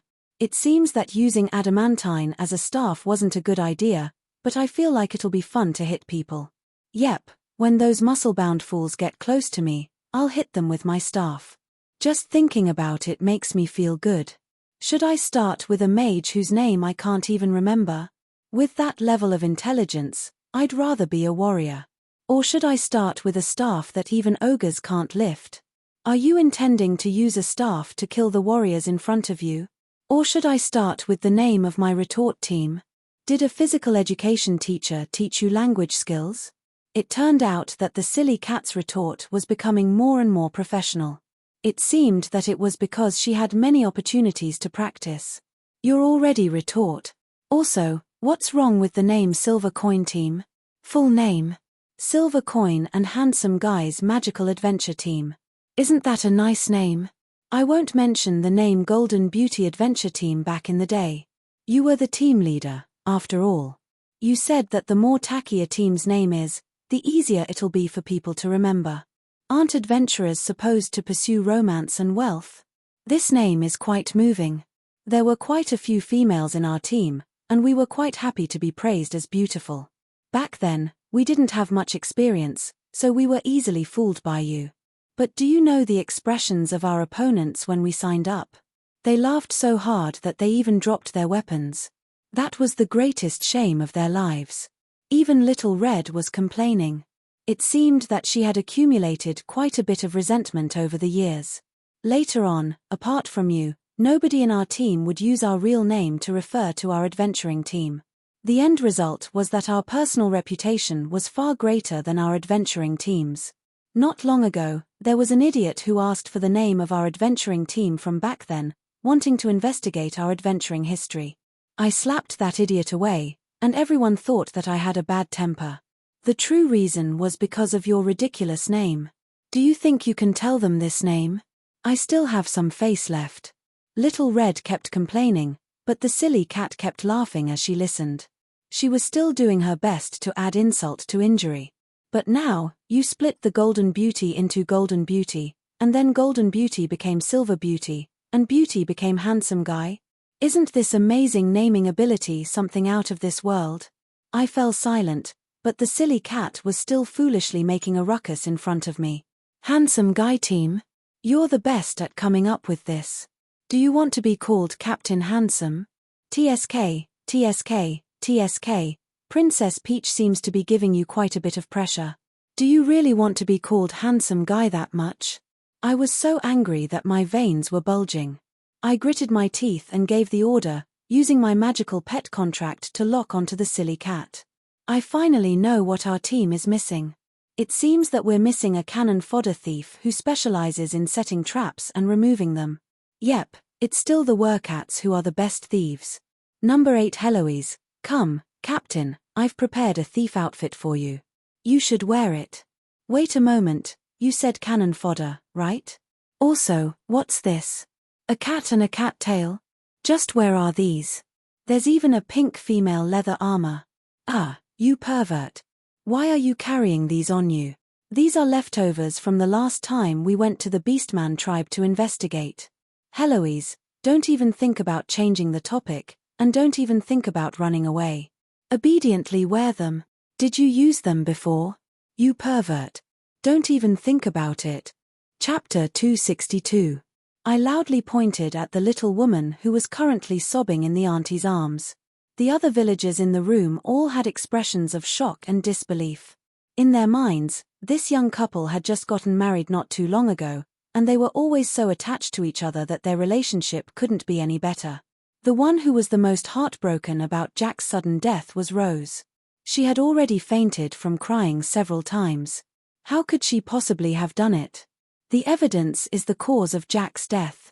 The knife wound on his neck wasn't a true fatal wound, and the bruised handprint on his neck wasn't either. His ashen complexion was the key. He was poisoned to death. The handprint on his neck was only an act of him wanting to breathe in his desperation. The open door and the missing necklace were only fakes to disguise himself as a bandit. Evidence. The evidence is this half-filled bottle of poison that we found in your backyard. Rose, do you dare to show me your cutlery? There must still be some poison left on it. Don't tell me that all the dishes are broken. It was obvious that my reasoning wasn't very logical. However, Rose wasn't a rich girl who had received an elite education. She was just a village girl who had never seen the world before.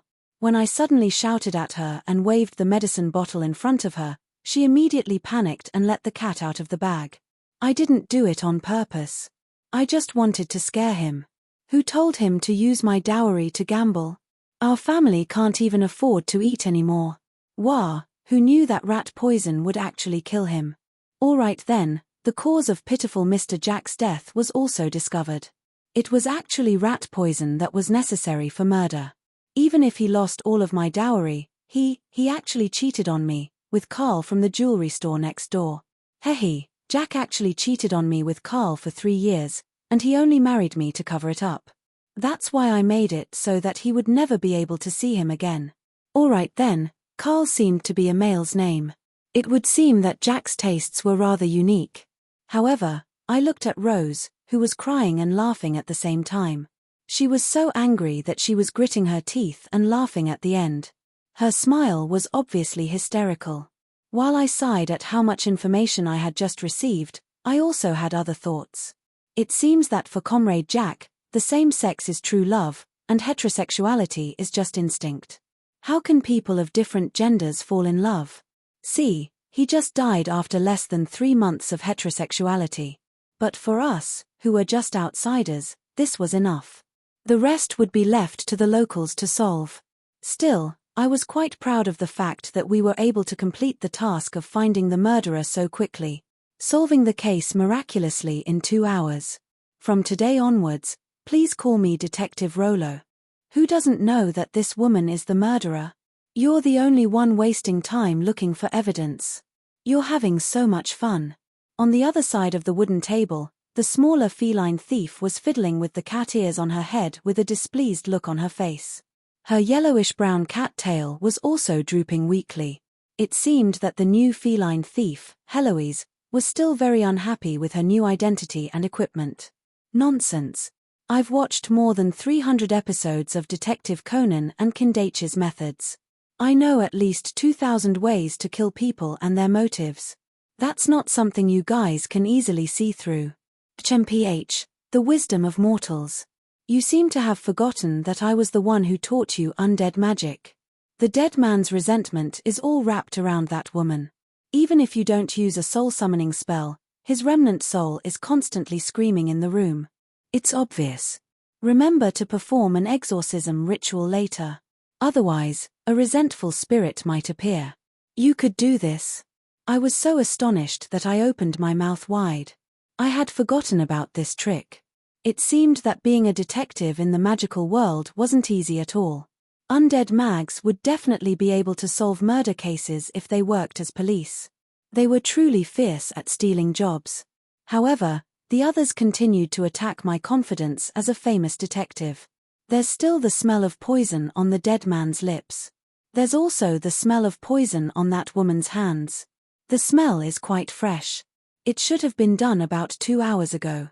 The great Druil had a bitter smile on his face as he rubbed his nose.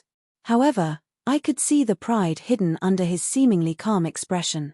As a Druil who specialized in transformations, the strength of a bear, the speed of a leopard, and the nose of a dog were all child's play in front of him. He was playing with the strength of a semi-dragon, the speed of a griffin, and the sense of smell of a shadow wolf. He would be able to detect poison of this level with just a simple sniff. And when I looked at the eager Collos, I didn't say anything else and immediately turned around. How could I not know? As a judge who specialized in judgment, as well as a high-level priest of the god of law, sinners would have nowhere to hide in front of her. She probably wouldn't even need to use any divine arts like lie detection. A simple judgment spell would be enough to solve all problems. Your Highness, Little Feather told me that she saw the entire process of that woman poisoning the dead man. Beifeng and his wives strongly condemn such a vile act. If it wasn't for the fact that Little Feather was a sparrow, even a sparrow could have a harem. Beifeng's simple and honest smile was quite deceptive. But as far as I was concerned, Jorn and Cohen were probably the only ones in my team who didn't know what was going on. After all, they were cannon fodder with useless intelligence, melee job classes. Do you think that lies will be effective in front of a true dragon? Little Red casually added insult to injury. Your Highness, our daily training includes simple criminal investigation like this. We Dark Elves also have a certain amount of research on poisons. It was quite clear from the moment we saw the corpse. Joran, who was always honest, seemed to be in a difficult position when she saw how depressed I was. However, she wouldn't lie to me. My youngest disciple Cohen didn't say anything. Instead, he kept nodding in agreement with my inference. But as a poor farmer's child, as well as a strange knight whose intelligence was more than twice his strength, he noticed the half-empty bottle of pesticide the moment he entered the room and noticed all the clues. Still, I had to give face to my master. As for me, this lame fake expression of amazement and excessive nodding of approval was the best way to add insult to injury. It made me feel even more ashamed. Magic and whatnot are so annoying. It's the unorthodox path to directly flip to the end of a detective novel to find out the true culprit. Famous detectives never need any magic. All we need is sharp observation skills and imagination. Can't you just use the evidence and clues to make logical deductions and slowly force the culprit into a corner? Everyone had astonished expressions of "Don't we already have magic and divine arts? Why do we need to go through so much trouble?" This made me feel even more embarrassed. It turned out that my reasoning from the very beginning had been unnecessary. And so, My urge to cry transformed into action. I hate this unscientific world the most. How are famous detectives supposed to survive like this? You unorthodox path people who only read guides when playing detective games. The mayor of Booger Town, Old Bob, finally relaxed as he watched the villagers take Roth away. But no matter how chaotic the situation was, Booger Town's rarely seen murder case had been solved, which was truly worthy of celebration. As for the mage team leader who was currently drawing circles in the corner, mags were a rather special job class. This was probably some sort of special celebration ceremony, so Bob wisely pretended not to see anything. Goose rice tofu. I came from the great tang of the Midlands to the Western Paradise to pray to Buddha. These are my 3 disciples and my mount. The one with the dragon head is a black dragon horse. He just learned how to walk on his own, so he doesn't allow anyone to ride him during his rebellious phase. The dark-skinned elf is my 3rd disciple, Monk Sand. The one with the aquiline nose is a muscular man, and his Zhu Wuning who can transform into a pig. My 1st disciple. Heloise, can you transform into a monkey? Damn it, you actually bit me. From the moment Roth introduced himself, the old village head felt that this venerable mage seemed to have been hit in the head by a meteor. Roth's imagination was especially wild. Roth didn't understand what Roth was saying at all, and it seemed like he didn't even hear what Roth said at all. But it seemed that one couldn't judge a book by its cover. The rumor that the crazier a mage was, the more powerful they would be was actually true. Roth had just hired Roth not too long ago, and the case had already been solved in less than 2 hours. It was already quite strange for a murder case to occur in a town that had always been peaceful. Roth also felt a lot of pressure and stares when he hired new adventurers to investigate the murder case. Especially since the members of this adventuring team were all very strange. There were beast men, half-dragons, elves, druil, and even humans. They were all very strange and unreliable. But now, the facts proved that he had made the right choice. Both the witness and the evidence were present, and the criminal had honestly confessed. Naturally, this was an ironclad case that could be explained to the villagers. Roth was quite pleased with his own judgment, and couldn't help but thank the adventuring team members. By the time Roland recovered from his depression, the 15 silver coins he earned from solving this case had already been used to pay for today's sumptuous dinner and 2 weeks' worth of hotel fees. Although it still wasn't much, this was already the largest amount of money he had earned in the past month. Unlike epics and legends, real adventuring teams were like this. This was especially true for ordinary adventurers in the relatively peaceful Central Plains. They would spend most of their time running errands like helping Charlie's family find a dog or helping young Ridley deliver a love letter. Rather than calling them adventurers, it would be more accurate to say that they were a group of hired temporary workers.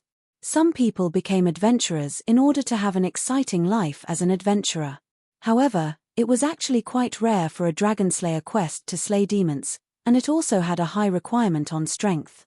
Top-level adventuring teams that had the ability to complete such a quest would have to consider whether it would be worthwhile to invest and obtain such a high-difficulty Dragonslayer quest. For the Lugraz Kingdom, which had been peaceful for so many years, even a group of goblins appearing on its borders would be a major threat. Even the Royal Knight Squadron would fight to farm some honor and military achievements, so the adventurers in the Lugraz Kingdom were even more unsightly. Any mercenary or adventurer with even the slightest bit of ambition would consider going to another country to make a living. Of course, if the adventurers and mercenaries were in an area where the flames of war never stopped, the adventurers and mercenaries there were even stronger than the military. Adventurers would grow by fighting against monsters every day, and some would even dare to accept combat quests. There were even quite a few mercenary kings who became true kings. Just relying on commission would obviously be insufficient. Most of the adventurers' income still depended on the spoils of war from quests. There were quite a few adventurers who would steal from their enemies and eat their employers. That was why adventurers and mercenaries didn't have a good reputation. This was especially true for new adventuring teams that didn't have a good reputation. That was why most adventuring teams would try to accumulate their own reputation and reputation. Even slightly higher level quests would have requirements on the adventuring team's level and reputation. Not just anyone would be able to accept such quests. Old Bob had chosen the silver coin adventuring team, which had no reputation at all, because this type of murder case between farmers was destined to have very little profit. The small town would also be able to offer pitifully little commission. Large mercenary groups and veteran adventurers wouldn't even be interested in such a thing, which was why he had this group of youngsters try it out. He never expected that the case would be solved so quickly, which was quite a pleasant surprise. As for me, choosing this small border town near the Bardi Empire was the result of careful consideration. This town was surrounded by mountains, and the Eloin mountain range stretched for several thousand kilometers. Every week, there would be mountain dwellers coming out of the mountains to explore the world. Becoming an adventurer who could earn a living just by working hard was obviously a good job. That was why it was relatively easy to verify adventurers' identities here. It was impossible for the government officials to enter the mountains to verify their identities. It was also quite common for adventurers to form teams from the same hometown. However, there weren't many adventurers who would choose to stay in a peaceful town where there wasn't much profit to be made. As for the silver coin adventuring team, a large number of new people meant that it would be easy to create fake identities. The small number of permanent residents meant that the management wouldn't be strict, but it would save a lot of trouble. The silver coin adventuring team could stay in this small town for a while and learn to imitate the locals' accent. This would also make it easier for them to do business in the nearby countries. As for me, that myth-ranked quest would only be activated in the Mage Country's Cloud Tower. It was obvious that it was an important quest. However, I didn't intend to go there directly. I wouldn't feel at ease if I didn't go to the Bardi Empire to take a look at the legendary dimensional door to the undead plains. In order to make a more accurate judgment, I would need to sneak in and take a look for myself. Originally, I had intended to sneak into the Bardi Empire directly. However, the Bardi Empire's strict management system for adventurers and mage registration would obviously be quite troublesome. It would be quite troublesome if the undead emperors and the Bardi Empire's officials surrounded and attacked me. That was why I chose to take a roundabout route to save the Bardi Empire. The Lograz kingdom wasn't a particularly powerful kingdom. However, due to the royal families of the two kingdoms being related, the Lograz kingdom had a good relationship with the neighboring Bardi Empire. The citizens of the two kingdoms often interacted with each other. Although this small town wasn't exactly prosperous, it wasn't far from the main road leading to the Bardi Empire. The government's tolls and hotels were far too expensive. Many veteran merchants would rest in small shops or residences far away in order to get a bargain. My plan was quite simple. Since there were merchants here, there would naturally be plenty of opportunities to recruit guards. I would wait until I met a wealthy merchant from the Bardi Empire who had a strong enough status, find a suitable opportunity, and show off my power to sneak in. The stronger the dimensional door, the larger it would be. The moment it was activated, the more obvious the elemental fluctuations would be. It would be impossible to hide it. Perhaps I would be able to accomplish my goal of scouting by simply following the merchant. But waiting is so boring. I've already made my neighbor, Catherine, look for a kitten 6 times. How about I make a cat meat hot pot, or send Heloise over to appease this silly naughty child who feeds her cat bones and lollipops every day? Since the situation in the Northlands was progressing well, and I wasn't in a rush for time, I enjoyed my time here as if I were on vacation. Of course, since this adventuring group consisted of far too many different species, it was far more wasteful to spend money than to earn money. In the end, the villagers viewed my adventuring group as a second-rate mage from a wealthy family who had bodyguards, the muscular eagle storm, concubines, the elves, and pets. A certain cat girl was still tearing at them. This was completely understandable. Several weeks had already passed. Little Red had finished off the last of the town's alcohol supply, and all the quests that had been posted in the town had been completed over and over again. However, I still hadn't met any suitable opportunities or merchants. However, the other person I had promised to meet with came looking for me. Lilith. Why are you here so quickly, Amelia? Chapter 263. Lilith Milan, formerly known as Fina Milan, was a high-level blood tribe member. She was the main character of the Sleeping Beauty fairy tale. Due to her past, she lacked trust and a sense of security towards men, which was why her sexual orientation was slightly off. But ever since the era of Sulphur Mountain City, she had been my most trusted subordinate. Fine, the main reason was that my other subordinates were far too unreliable and untrustworthy. She separated work from personal matters, was calm when faced with problems, and was deeply trusted by her colleagues. Most importantly, she had common sense, which was more than enough to leave those bastards behind. Due to Amelia's appearance, after her background and identity were exposed, the Church of Law's higher-ups' first reaction was whether or not she would leave. Without her, it would be difficult for the Church of Law to operate normally. That would be a huge problem. Fortunately, she had already made her choice by quietly working hard. She still chose to remain in the Church of Law. However, a few days ago, she and Amelia suddenly left, which surprised us quite a bit. She didn't tell us anything about what she had left behind. Now that we met her here, although we still had a method to communicate with each other, we were still quite surprised. "Why are you here? Isn't Amelia together with you? Where's she?" Lilith's face was pale as she shook her head. However, the blood seeping out of the corner of her mouth was the best explanation. When looking closely, it was obvious that she was ill and in poor condition. "Hey, you're injured. Are your injuries serious?" Lilith's life form had been changed by a secret forbidden spell. She was a special blood tribe with no previous generations. She was a so-called true ancestor. Although she was quite young, compared to other blood tribe members, not only did she not fear sunlight, she was also quite powerful. Vampires were also blessed by the heavens when it came to recovering from injuries. When even her most precious blood went out of control, it was likely that she was seriously injured. Cough. "I'm a bit injured. I didn't drink blood." I instantly understood. Due to certain reasons, Lilith's long-term meal ticket had always been girls she was close to. She had never attacked anyone before. Apparently, as a blood tribe member who followed the Church of Law, she had a rather high moral bottom line. Even though she was injured, she had no intention of attacking anyone. She had actually managed to survive until now, but now that her injuries were so severe, her instincts were almost out of control. She was even looking at Yoren with green eyes. Why was this picky vampire only looking at Yoren? Kolos had been Lilith's colleague for many years. Kolos knew exactly what she was thinking. Not only that, she had also been sent out on a mission today.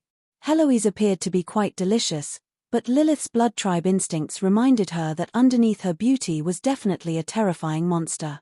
She couldn't even open her mouth. Little Red's dragon blood would be quite nutritious, but Lilith didn't even dare to mention it. Lilith's only choice was probably the female grey elf knight. "I can handle it."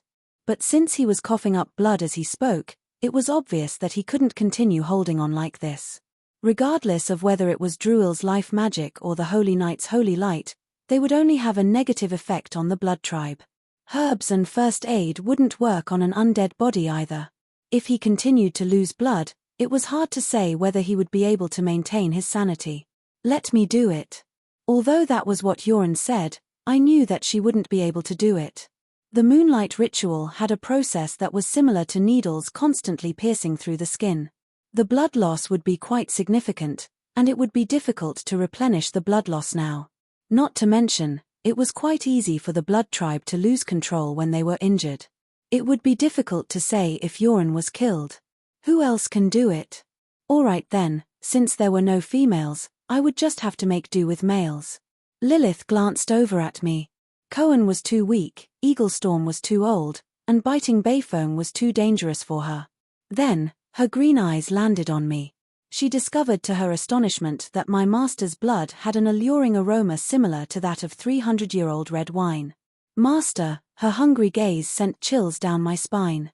I looked left and right, only to see that everyone was taking pleasure in my misfortune and that everyone was retreating in unison. I had dug a hole for myself, so I could only helplessly stretch out my sleeves and look out the window, not daring to even look. "Be a little gentler. I'm most afraid of injections." "Right, my blood vessels are rather deep, so you won't need to insert too many needles, right? Just bite me." Alright then, at the very least, she was much better than those lousy nurses. Even though I was bleeding from just one mouthful, Even though I was clearly reaching out with my arm, it was my neck that was hurting. Who said that it would feel great to have their blood sucked out by a blood tribe member? Step out, and I guarantee that I won't beat them to death. As for that strange numbing pleasure after that, it was definitely a misconception. Yep, a misconception. What a rare delicacy. As expected of the Peach King. Shut up. If you keep talking nonsense, you won't get to drink anymore. You're saying that a dimensional descent occurred? How is that possible? Yes, Aunt Amelia, why does this sound so strange? Met with an incredibly powerful opponent, and we were separated. But that's how she came to this conclusion. Soon, Lilith, who was now full of energy, was revived. She also explained what had happened in high spirits. It turned out that Amelia's sudden departure had been due to a major incident. The border conflict between the Bardi Empire and the Mage Country had already escalated into a local war. However, such a small matter wouldn't be enough to affect Amelia. After all, although she was one of the highest-ranked archmages in the Mage Country, as well as a member of the Bardi Empire's royalty, not only had she been inactive for many years, it was likely that both Bardi Empire and Bardi Empire wanted to remove her from the Bardi Empire due to her ridiculous behavior. What truly made her decide was a private message she received from her subordinates back in the Bardi Empire. The message mentioned that a large-scale blood sacrifice had occurred in Port Victoria, a commercial city that had just become part of the Bardi Empire. There seemed to be signs of high-level undead appearing there as well. Not only that, more than 20 strange black towers had been erected outside the city. The tips of these towers seemed to have purplish-black crystals that were glowing, and there seemed to be ghosts wailing in the surroundings. Soul-summoning towers were incredibly common in undead magic. Just like Archmage's mage towers, they were also common mage fortresses. There were countless different types of towers based on their functions and sizes, but the most basic function was definitely their summoning the souls of the dead and refining the souls into the undead mage's mana to increase the power of undead magic. As long as there were enough dead and undead in the area, an undead archmage with a soul-summoning tower would have nearly limitless mana. This was also why the gods despised the undead. However, the creator of the soul-summoning tower didn't dare to go too far or even interfere with the cycle of reincarnation. Souls that had their mana extracted from them could still enter the cycle of reincarnation, but the prerequisite was that they hadn't been transformed into an undead due to extreme hatred and pain. Although soul-summoning towers were weaker than mage towers, they were often made of undead materials, which meant that they were much cheaper to build and took much less time to build. Of course, the side effect was that everyone would want to beat them up. And whenever a soul-summoning tower was erected in a certain location, it would doubtlessly mean that a high-level undead already existed there, which would mean that the Holy Church's crusaders would probably be on their way. But since the Bardi Empire has already exiled the Holy Church and Holy Light job class members, and the government is still strangely silent, the various organizations and citizens of Port Victoria can only fend for themselves. Aunt Amelia has a friend there. Unfortunately, by the time we arrived, the situation was already in chaos. The undead plane's descent has already begun. Lilith's story caused everyone in the room to suck in a cold breath. Although she said it so casually, anyone who knew what a dimensional descent was could imagine the hellish tragedy. But what astonished me even more was that Amelia actually had friends. Let's get back to the main topic. Are you certain that it's a dimensional descent, and not just the opening of a death plane dimensional door? This is Aunt Amelia's judgment. Plus, with everything that happened afterwards, there should be no mistake. Dimensional descent was a term that mags rarely used. It referred to the fact that two planes were so close to each other that parts of the plane would overlap. This usually happened around dimensional doors. For example, if the Earth elemental dimensional door in Antoon had successfully opened, the surrounding environment would undergo elemental dimensional transformation. The large number of small and medium-sized Earth elementals that naturally formed at that time was the best evidence. But even if a dimensional door was completely connected, it would still count as the surrounding environment undergoing dimensional transformation. There wouldn't be a complete overlap between the two planes. If the dimensional transformation brought about by an ordinary dimensional door was like adding sugar to a cup of water, then a dimensional descent would be the equivalent of 2 cups of water being squeezed into a cup. The end result would most likely be the cup shattering. If the dimensional descent is an elemental plane, then more than half of the living creatures in the area will instantly die. The remaining survivors will also take on the characteristics of elemental creatures, and they'll probably never be able to return to the mortal plane. If the dimensional descent is an undead plane filled with negative energy, undoubtedly, as a magic expert, Heloise was the most qualified to make a judgment. But judging from her current expression and silence, she didn't seem too optimistic about the current Victoria port. I trust Amelia's judgment. If it really is the death plane, there's no need to think about saving anyone. All the living will instantly transform into the dead, and a part of the death plane will appear there. Moreover, it was most likely permanent. This is even more troublesome than the land of the dead. I nodded. Heloise's judgment was basically the same as mine, but I thought of even more trouble. Since Amelia has already become a part of the undead plane, then certain existences that are restricted by the dimensional laws of the undead plane can descend here. No wonder Amelia was in trouble. It's highly likely that she encountered a true undead emperor. Obviously, the famous city of Victoria had already become history. Almost 1 million people had been transformed into undead, and the undead plane's leaders had their own outposts. However, I felt that since the Bardi Empire had paid such a heavy price, it would definitely leave a bad name in history. That wouldn't be all. The Bardi officials aren't responding at all? No, they've blocked off all information. When I escaped, I even saw the night squadron blocking off the main road leading to Victoria. Not only that, the caped undead were openly communicating with the military officers, while the skeleton soldiers and zombies were being taken in by the human officers. It was evident that they had reached an agreement. Also, I heard some news. It seems that the Bardi officials are spreading the news that the new undead army is helping the Bardi Empire defeat the Mage Country. Although there's quite a bit of protest, it seems that the Bardi officials are suppressing them. Victoria Harbour was by the sea, and the Mage Country was on the other side of the strait. With so much information appearing, I could pretty much guess what the Bardi Empire intended to do. Victoria Harbour was originally a commercial city that belonged to another country. It was a territory that the Bardi Empire had only recently obtained, so it wasn't in the Bardi Empire's favor to begin with. There weren't many warships stationed at the commercial port, and the small and medium-sized merchant ships that were stationed at the port wouldn't be able to carry many people. The Bardi Empire's famous and powerful land forces would only become targets even if they entered the Strait of Debar. It would be impossible for them to use their geographical advantage for military operations. So much information had appeared. It would be quite troublesome if my guess was correct, so I directly asked Harlois, "How wide is the Strait of Debar? I only want the distance in a straight line." Yoren directly took out a map and used a ruler to draw on it. She then abruptly raised her head after calculating the distance. "It's less than 200 kilometers.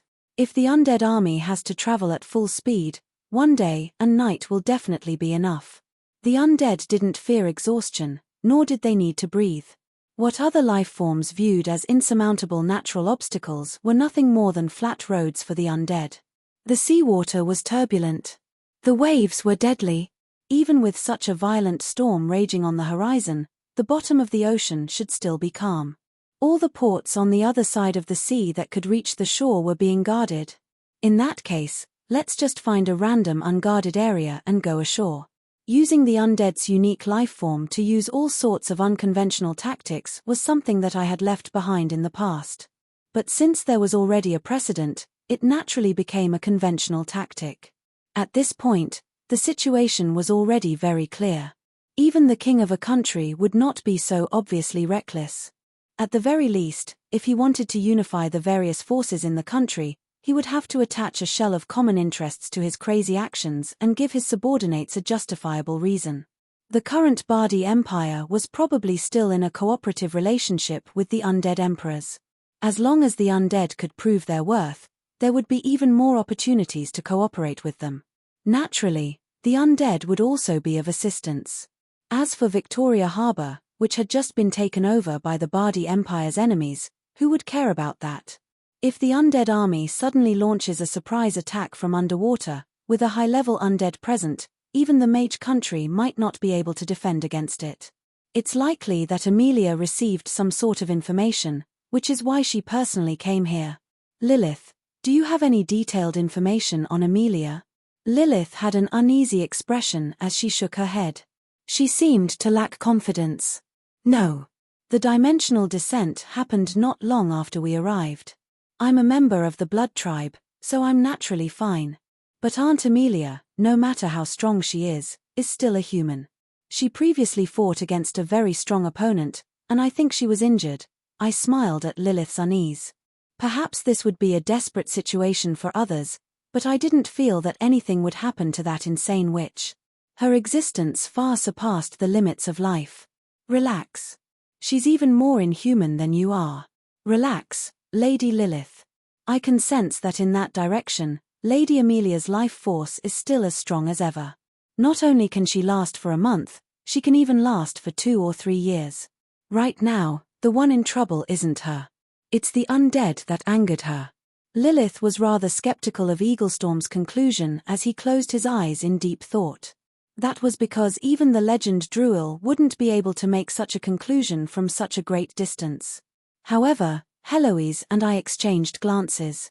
Eaglestorm had also seen Amelia's complete form in the earth elemental plane.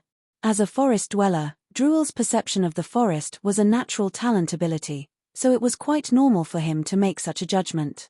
If he said that Amelia wouldn't be in trouble for the time being, then she really would be fine.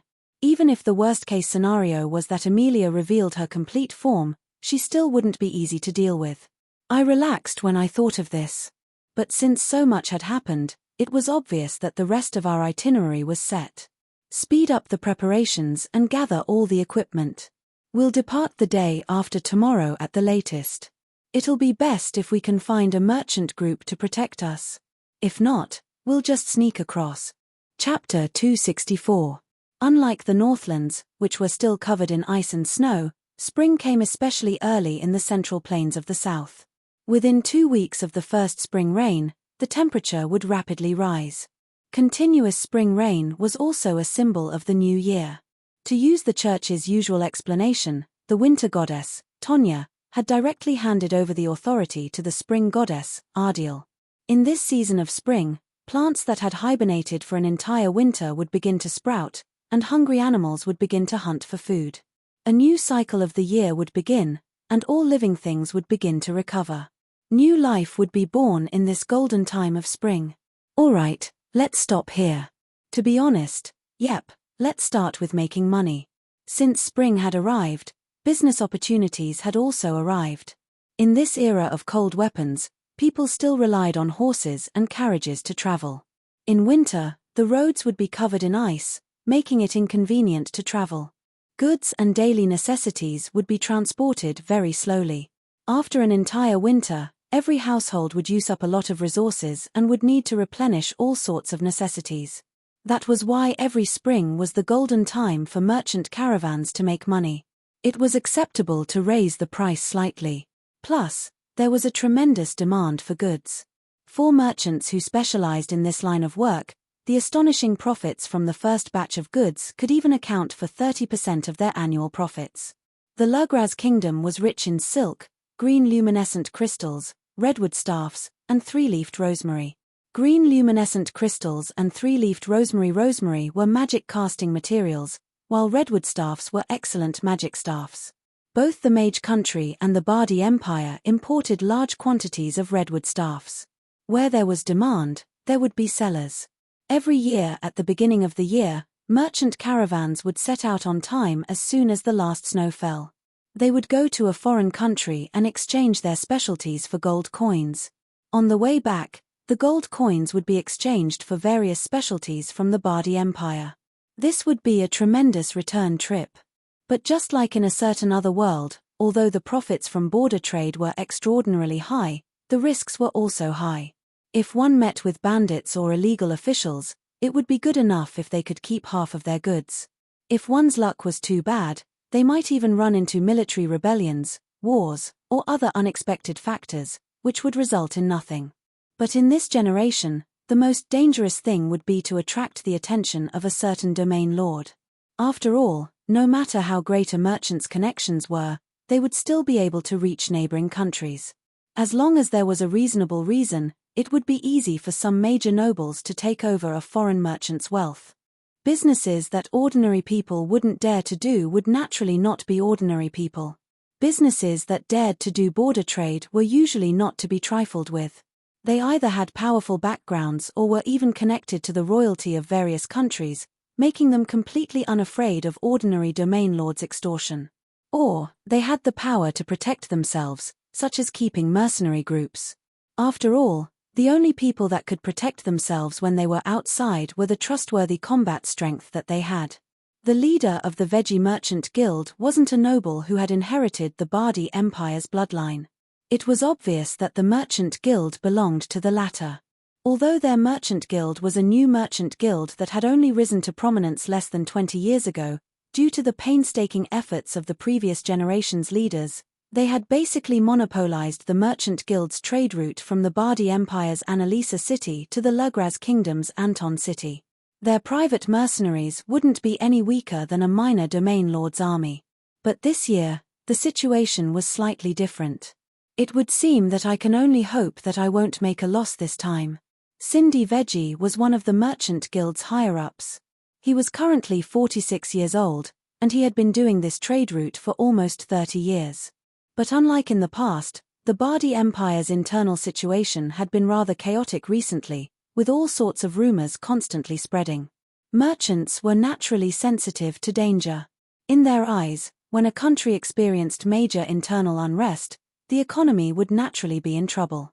Recently, there had been many rumors of strange magical beasts and undead appearing within the Bardi Empire, which greatly decreased the number of merchant caravans traveling between the two countries. Cindy Veggie could see the tense situation and felt anxious inside, but there was nothing he could do. He had already placed many orders last year, and he couldn't afford to offend some of his longtime customers. Thus, he had no choice but to leave.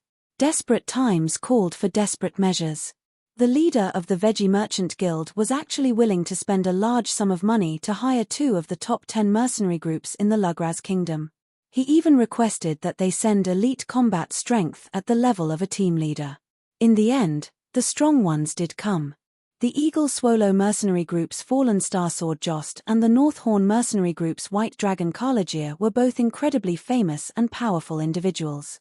As promised, they also brought their own elite subordinates. However, it was likely that the profits from this trip wouldn't even be enough to pay the mercenary fees. Please don't meet with any real trouble, especially not those undead that don't care about their lives. If the mercenaries they hired didn't fight, according to the usual practice, they would only need to pay 80 to 90% of the mercenaries' fees. They wouldn't need to pay a high amount of compensation for any losses, so they would at least be able to recoup some of their costs. Sir Cindy, why do you always have such a sad expression? The weather today is really nice. You should at least be happy to be able to walk more. In Cindy's eyes, this smiling golden-haired youth only appeared to be 15 or 16 years old. However, after some deep conversation, Cindy discovered that he was unable to see through this youth named Rollo. Although Rollo seemed childish and mischievous, he was actually quite talented in business. Sometimes, Cindy would casually say something, and Cindy would think about it for a long time. In the end, he would even feel that what Rollo said made a lot of sense. When the Silver Coin mercenary group, which had all sorts of strange members, came to Cindy's door of their own volition and offered to hire him at an incredibly low price, Cindy had been quite astonished.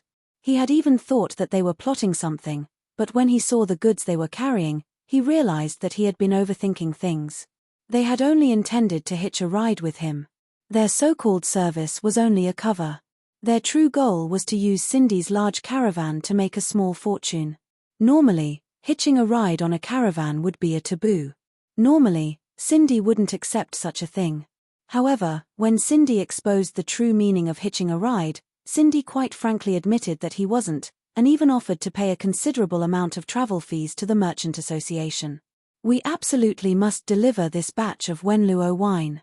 The world isn't peaceful right now, and we're so weak that we wouldn't dare to travel by ourselves. We'll pay you. And if we really do meet with trouble, having more people will be more helpful. Of course, since they were finally able to travel together, I really didn't know if the money I gave Cindy in private would be of any use. Right, Captain Rollo, could you tell me more about the relationship between bank loans and market prices that you mentioned yesterday? There were still some things that I didn't understand yesterday. For example, if I could work with the bank. For Cindy, who had been in the business world for half his life, he had learned quite a lot over the past few days. Although Cindy was young, he was as expected of a mage famed for his wisdom. Cindy's personal view of the loan industry and the banking industry. Yep, according to Cindy, they should all be collectively referred to as finance. Cindy's personal view of finance was completely different from that of most people. Although his views were quite unorthodox, if one thought about it carefully, one would find that his views were quite reasonable. Now that I saw Cindy, who was endlessly talking about business, I regretted that I had been so talkative as to say all those random financial sayings. Originally, I wanted to pretend to be a merchant to join Cindy's group, so I casually mentioned some economic theories from my previous world. I didn't expect that he would actually take it seriously, and even ask me about it with great interest.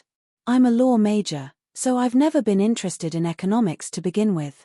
I know so much about the economic theories, so if he kept asking, I could only make up nonsense.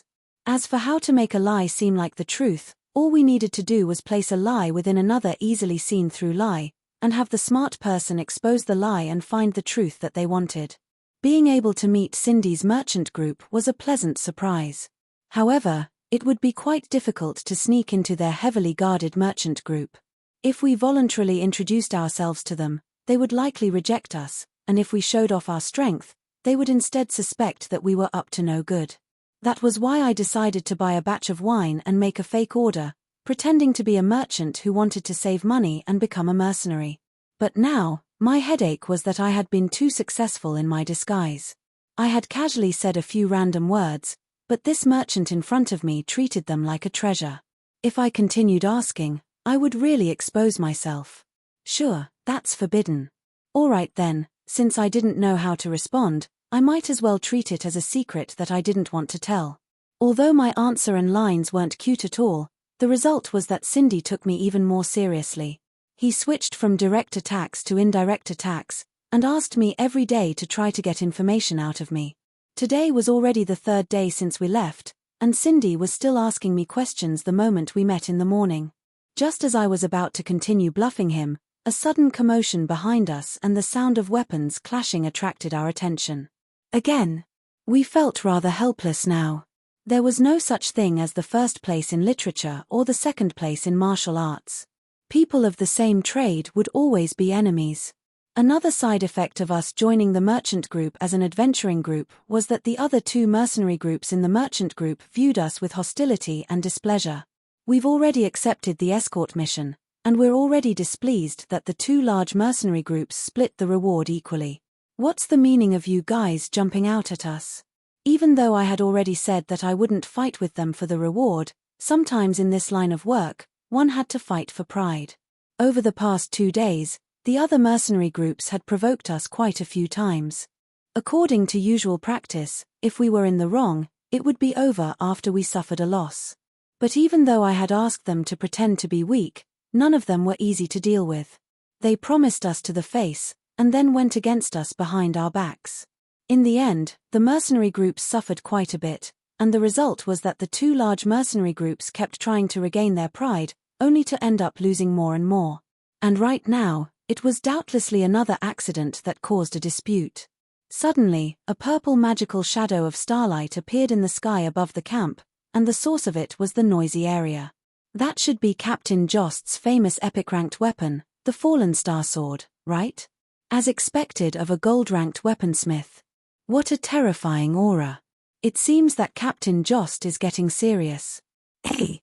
At this point, Captain Rollo doesn't seem to be worried about his own people getting injured at all. I smiled wryly and shook my head. I'm worried, of course I'm worried. I'm just worried about that Fallen Star Sword. Let's go and take a look. I hope that nothing bad happens. Damn it, that idiot actually challenged Little Red. Cindy, do you have coffins with you? I'll buy one. Oh, no, I don't think I'll need a coffin anymore. Did you bring a tombstone? While Roland and his group were still on the road, the Bardi Empire's surprise attack plan met with a small unexpected problem. With the full power of numerous obsidian soul towers, the dimensional descent of the undead was indeed a success. Large numbers of low-level undead were created. However, in this world filled with negative energy, where even the horizon had turned grey, there was a patch of green that was abnormally eye-catching in this monotonous world. You still haven't figured out what that is? Damn it, why is there a forest there? And it's even attacking a forest of undead. The Lich had originally thought that this would be a simple task. All he had to do was control a large number of low-level undead to slaughter the defenseless humans. However, the sudden appearance of a strange forest caused his plan to lag far behind his expectations. When he thought about how the undead emperors treated those who failed, even though he had already lost his senses, he still felt a chill run down his spine. My lord, there are more and more strange plants in that forest. The forest is also starting to spread, and the most inconceivable thing is, the black-robed blood tribe member Karka's voice became softer and softer. It seemed that he had a guess, but he wasn't sure. What is it? Just tell me. It feels like that popular board game Zombies vs. Plants. All the plants can be seen in the chess pieces. I'm a veteran player, so I can tell at a glance. And those plants are all specially made to fight against the undead. Those pea shooters can even shoot holy light bullets, those magical vines can even absorb the power of death, and those plant bombs even contain holy water. It feels like this forest is the natural enemy of the undead. Alu paused in surprise for a moment, but then became furious. He used his magic to create a large hand of ice and grabbed that unlucky blood tribe member. What?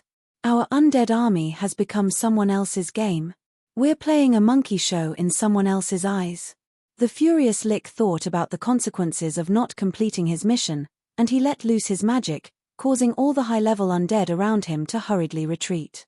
Only that unlucky blood tribe member who was frozen pale was desperately trying to think of a way to save himself. My lord, since the enemy's army types are common in the game, we can think of a way to deal with them in the game. The Lich nodded as he rubbed his chin, which only had bones left. Such as?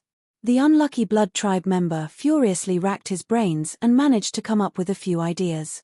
For example, burrowing zombies, flying zombies, metal bucket zombies. The plants can only defend one side, so we can have our air force attack them. We can even take a detour. There are so many ways. Yep, not bad. You lead the team. Alright, dying in battle was better than being executed by his superior.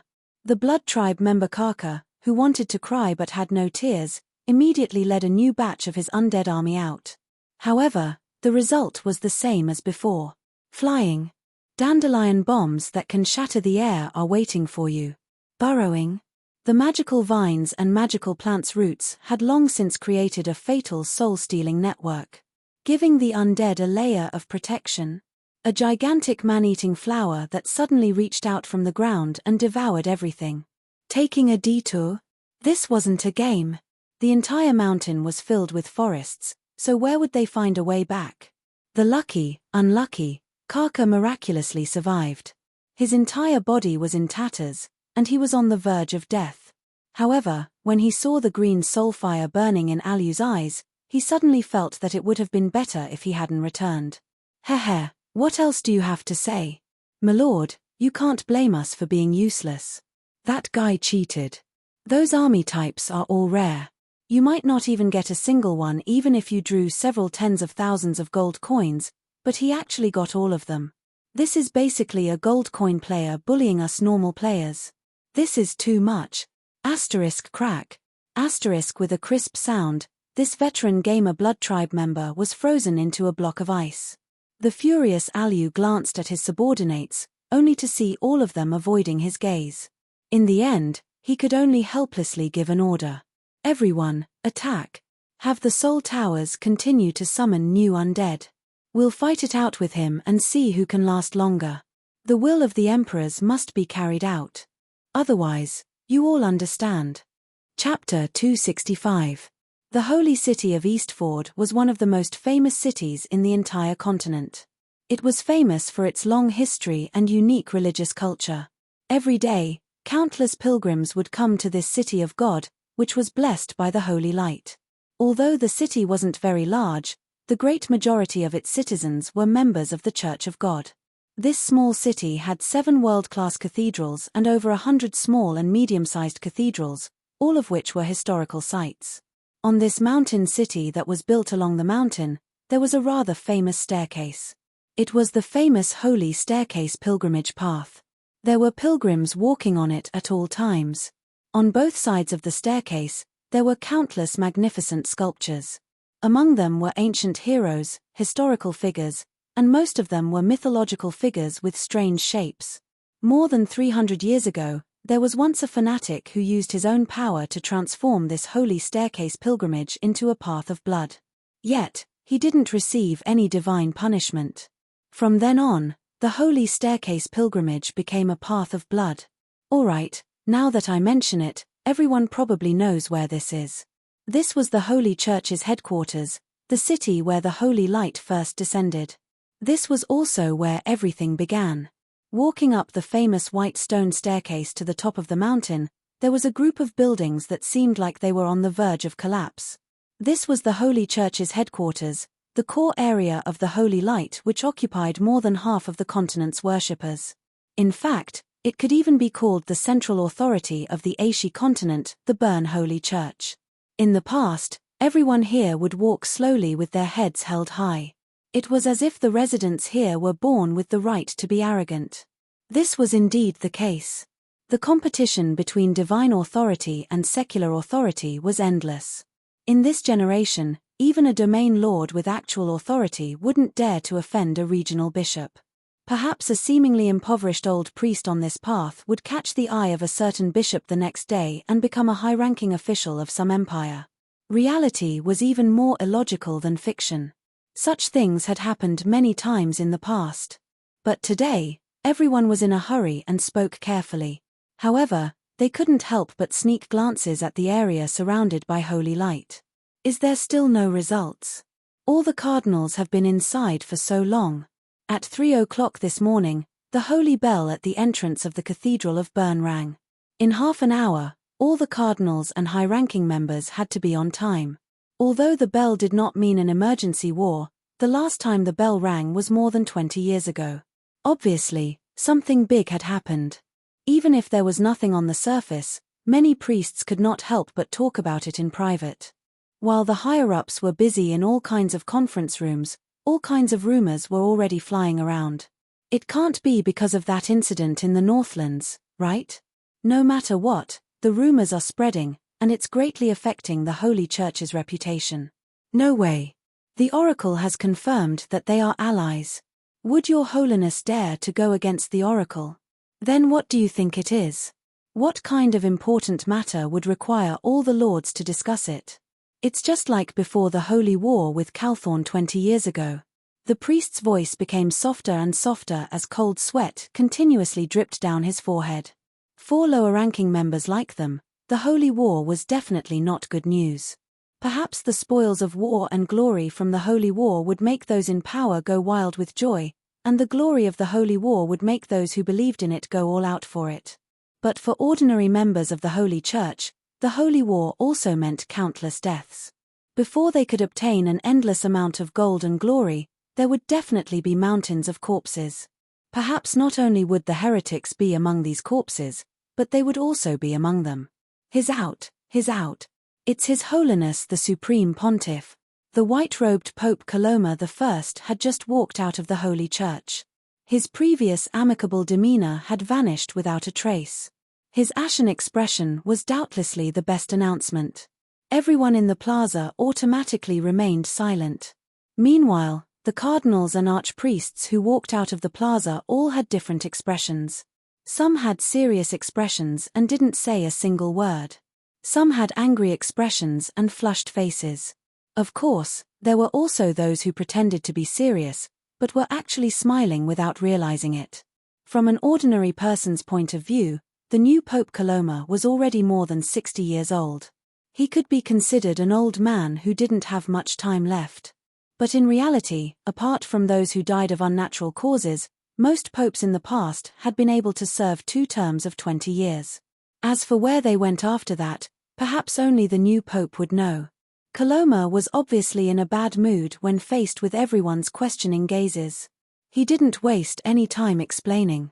He simply tore apart a golden scroll, and the next instant, the skinny elderly man transformed into a gigantic, divine phantom. His upper body floated in midair, and the elderly man's whispers became like thunder. His next declaration was something that not a single person in the entire city could ignore. The Bardi Empire's Aulus has colluded with evil undead and sacrificed millions of people in Port Victoria. He is the epitome of evil. Through our judgment and divine will, we hereby declare on behalf of God that Aulus Mosavoy Saint Milan is an evil heretic. We hereby revoke the title of holy from his royalty, and declare him to be a heretic. The Pope took a deep breath as if he was trying to squeeze out a final shred of hesitation.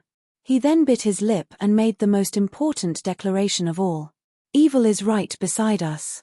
I, Coloma I, declare in the name of Pope Coloma that a holy war shall begin. All believers of the Holy Light shall fight for the Holy Light and justice, and become mortal enemies of Aulus's evil allies. Coloma didn't say much, but everyone who heard him was astonished. The Bardi Empire was no small country. The northern regions that had conflicts with the Bardi Empire weren't important at all. The mega-empires were the main force of the Bardi Empire, and the emperor of the Bardi Empire had been declared a heretic. While he was still on the throne, the entire Bardi Empire had been declared a heretic. Previously, the Bardi Empire didn't really care about believers of the Holy Light. However, at the very least, the Bardi Empire maintained respect on the surface. Expelling the Holy Church didn't mean that the Bardi Empire was siding with the Holy Church. And if the Holy Church started a holy war now, that would mean that all believers of the Holy Light would become mortal enemies of the Bardi Empire. Of course, this was only in theory. Nobody would casually declare war against a gigantic entity like the Bardi Empire without sufficient benefits. If it wasn't for the Holy Church organizing a crusade against the Bardi Empire, it was likely that the major countries would just casually criticize the Bardi Empire and leave it at that. And if the major countries had a conflict of interest with the Bardi Empire, such as the current mage country, they could use this as a reason to declare all-out war against the Bardi Empire. The smaller countries around the Bardi Empire would probably suffer the most. If they were also part of the Holy Light faction, they would be forced to choose a side. If they chose to respond to the Holy Light's call for a holy war, the Bardi Empire's armies would arrive at their cities the very next day. Now that the Holy Church made this declaration, no matter what the reason was, it was highly likely that the human countries would engage in an incredibly cruel civil war since the eternal holy war was about to begin. Doubtlessly, this was something that most people didn't want to see. But if Aulus still stood together with the undead emperors, then it was highly likely that this would become a reality. And if such a war occurred, even Victoria Port, which had already become a part of the undead plains, wouldn't be important anymore. In a war between mega-empires, the death toll would likely far surpass this incident. That's too scary. This is even more unacceptable than the Holy War from 20 years ago. A mega-empire is actually being judged as a heretic. Is a world war going to happen? How is that possible? The Holy Church might not be able to handle such a civil war. This isn't like the Bardi Empire from 400 years ago. Mega-empires won't fight to the death for the Holy Church. However, some people understood the hidden meaning behind Pope Bardi's words. They're only judging Aulus as a heretic, and they haven't confirmed when the Crusade army will be formed. Back in the day, the entire Mist Kingdom had been judged as a heretic. Only Emperor Aulus's words doubtlessly left some leeway. As long as Emperor Aulus stepped down from power before the Crusade army was formed, there would naturally be no need for the Holy War to be fought against heretics. Not confirming when the Crusade army would be formed and who would form it would doubtlessly leave some leeway. Perhaps this is also a method to divide the Bardi Empire, forcing the Bardi Empire's nobles to rebel against Emperor Aulus. But with how powerful Aulus is in the Bardi Empire, it's really difficult to say how effective he'll be. 2 days later, when news of this reached the Bardi Empire, Even though the Bardi Empire's government did their best to control public opinion, it still caused a huge uproar. Unfortunately, Aulus's position as emperor was still as stable as ever. He had killed off all the domain lords who dared to rebel against him 10 years ago. All the power was in his hands. Even if there were ambitious people, what could they possibly do? However, some things were difficult to suppress for long periods of time. There were also many hidden holy light believers in the Bardi Empire. Perhaps even the old emperor would have to be careful of his own safety when he went out. The old emperor continued doing what he normally did every day. He ate and slept as usual. Those who knew him couldn't help but admire his mental fortitude. While the Bardi Empire appeared calm on the surface, the most panicked were the high-level undead from the undead planes. Why is there such an intense reaction? It's completely different from what I expected. Perhaps it was because the incident in the Northlands had damaged the Holy Church's reputation. Pope Aulus's reputation had also been damaged because of this, which was why he was in such a hurry to redeem himself. Or perhaps Pope Aulus felt that the tragedy at Port Victoria was far too insane. Pope Aulus's decision was sudden and resolute. It was as if two players had just started playing cards. Even though they were still testing each other's strength, one of them unhesitatingly threw out all his chips for a final showdown, completely exceeding the opponent's expectations. Not even the cardinals who had been summoned to the Bardi Empire expected Pope Aulus to be so extreme, not to mention the Holy Church's guests from other dimensions. Their cooperation with Aulus had only just begun. Most of their plans hadn't even been carried out yet all of human society and the gods' churches were already fiercely rebuking them. In their expectations, the current pope should be looking at the big picture. He would most likely condemn them while sending out spies and diplomatic personnel to slowly gather information. He would strive to reduce the big problem into a small one, and the small one into nothing. He should not risk a civil war between the superpowers right from the start and fight to the death. Damn it, has Pope Aulus gone mad? Did we dig up his ancestral grave or something? No. Speed up all our plans. Otherwise, the undead emperor will destroy us. On the day that all the countries were shocked by Pope Aulus's announcement, we had already arrived at the border between the two countries. We were leisurely preparing to enter this country. After Little Red slapped away the idiot who provoked her, the leader of the Undead Plains mercenary group attacked and was sent flying again. The result was that the conflict between Little Red and the leader of the Undead Plains mercenary group kept escalating until it became a blood feud. Fine then, I was just making things up. It was basically impossible for such a thing to happen. Mercenaries who went out to make a living weren't like the idiots in Night Tale. If they provoked someone they shouldn't have provoked, then this mercenary group that constantly caused trouble wouldn't have been able to survive to this day. This was especially true when the two major mercenary groups were led by the leaders of the mercenary groups. It would be far too ridiculous for them not to act rashly in such a situation. Even the silver-ranked Cassandra was sent flying with a single slap. That ranger is at least at the gold rank. Even the leader of the Eagle mercenary group, Jost, was sent flying with a single slap. Even his myth-ranked weapon, the Fallen Star Sword, was taken away empty-handed. Our leader is an experienced weaponsmith. Gold. You're saying that the black-haired woman is only at the gold rank? Legendary? No. Jost fought against a legendary warrior before, and he didn't lose that badly. That means that the woman is at least a saint warrior. She's so young. Who is that young master? The young master was referring to the young mage who was drinking tea and chatting. Mage was a profession that relied on accumulated knowledge. Other professions could be learned quickly, but it wasn't practical to become a mage in a short period of time. The blue mage robe he was wearing not only showed that he was rich, but also that he was confident in his own safety. The mercenaries weren't blind. They had long since noticed that this young man was the leader of the Silver Coin mercenary group. Coupled with the outstanding performance of the other members, a rumor began to spread that the son of a major noble was traveling with his lackeys, maids, and wives. The rumors became more and more real. Eaglestorm became a loyal butler, Cohen became an errand boy servant, the Draken became an amusing clown, the caped Lilith became a mage bodyguard, and the two elves became elven slaves that only a noble family could afford to keep. As for Heloise, In a way, my guess was correct. She was still a pet, just that she was being used in a different way. Oh my, that guy even stays in the carriage during the day. He's so licentious. I'm so envious, infuriating. Those elves and cat girls always get in the carriage as well. Every time they get in the carriage, they stay for several hours. That guy's not afraid of getting weak in the knees. Cough, cough, their perverted laughter was so obvious. Fortunately, they still had some brains. They didn't count Little Red, who was at least at the saint rank, as her bodyguard. Otherwise, if the dragon's might was activated, all of them would definitely be turned into charcoal. Those gossips behind my back that were intentionally suppressed were no longer a secret in front of us.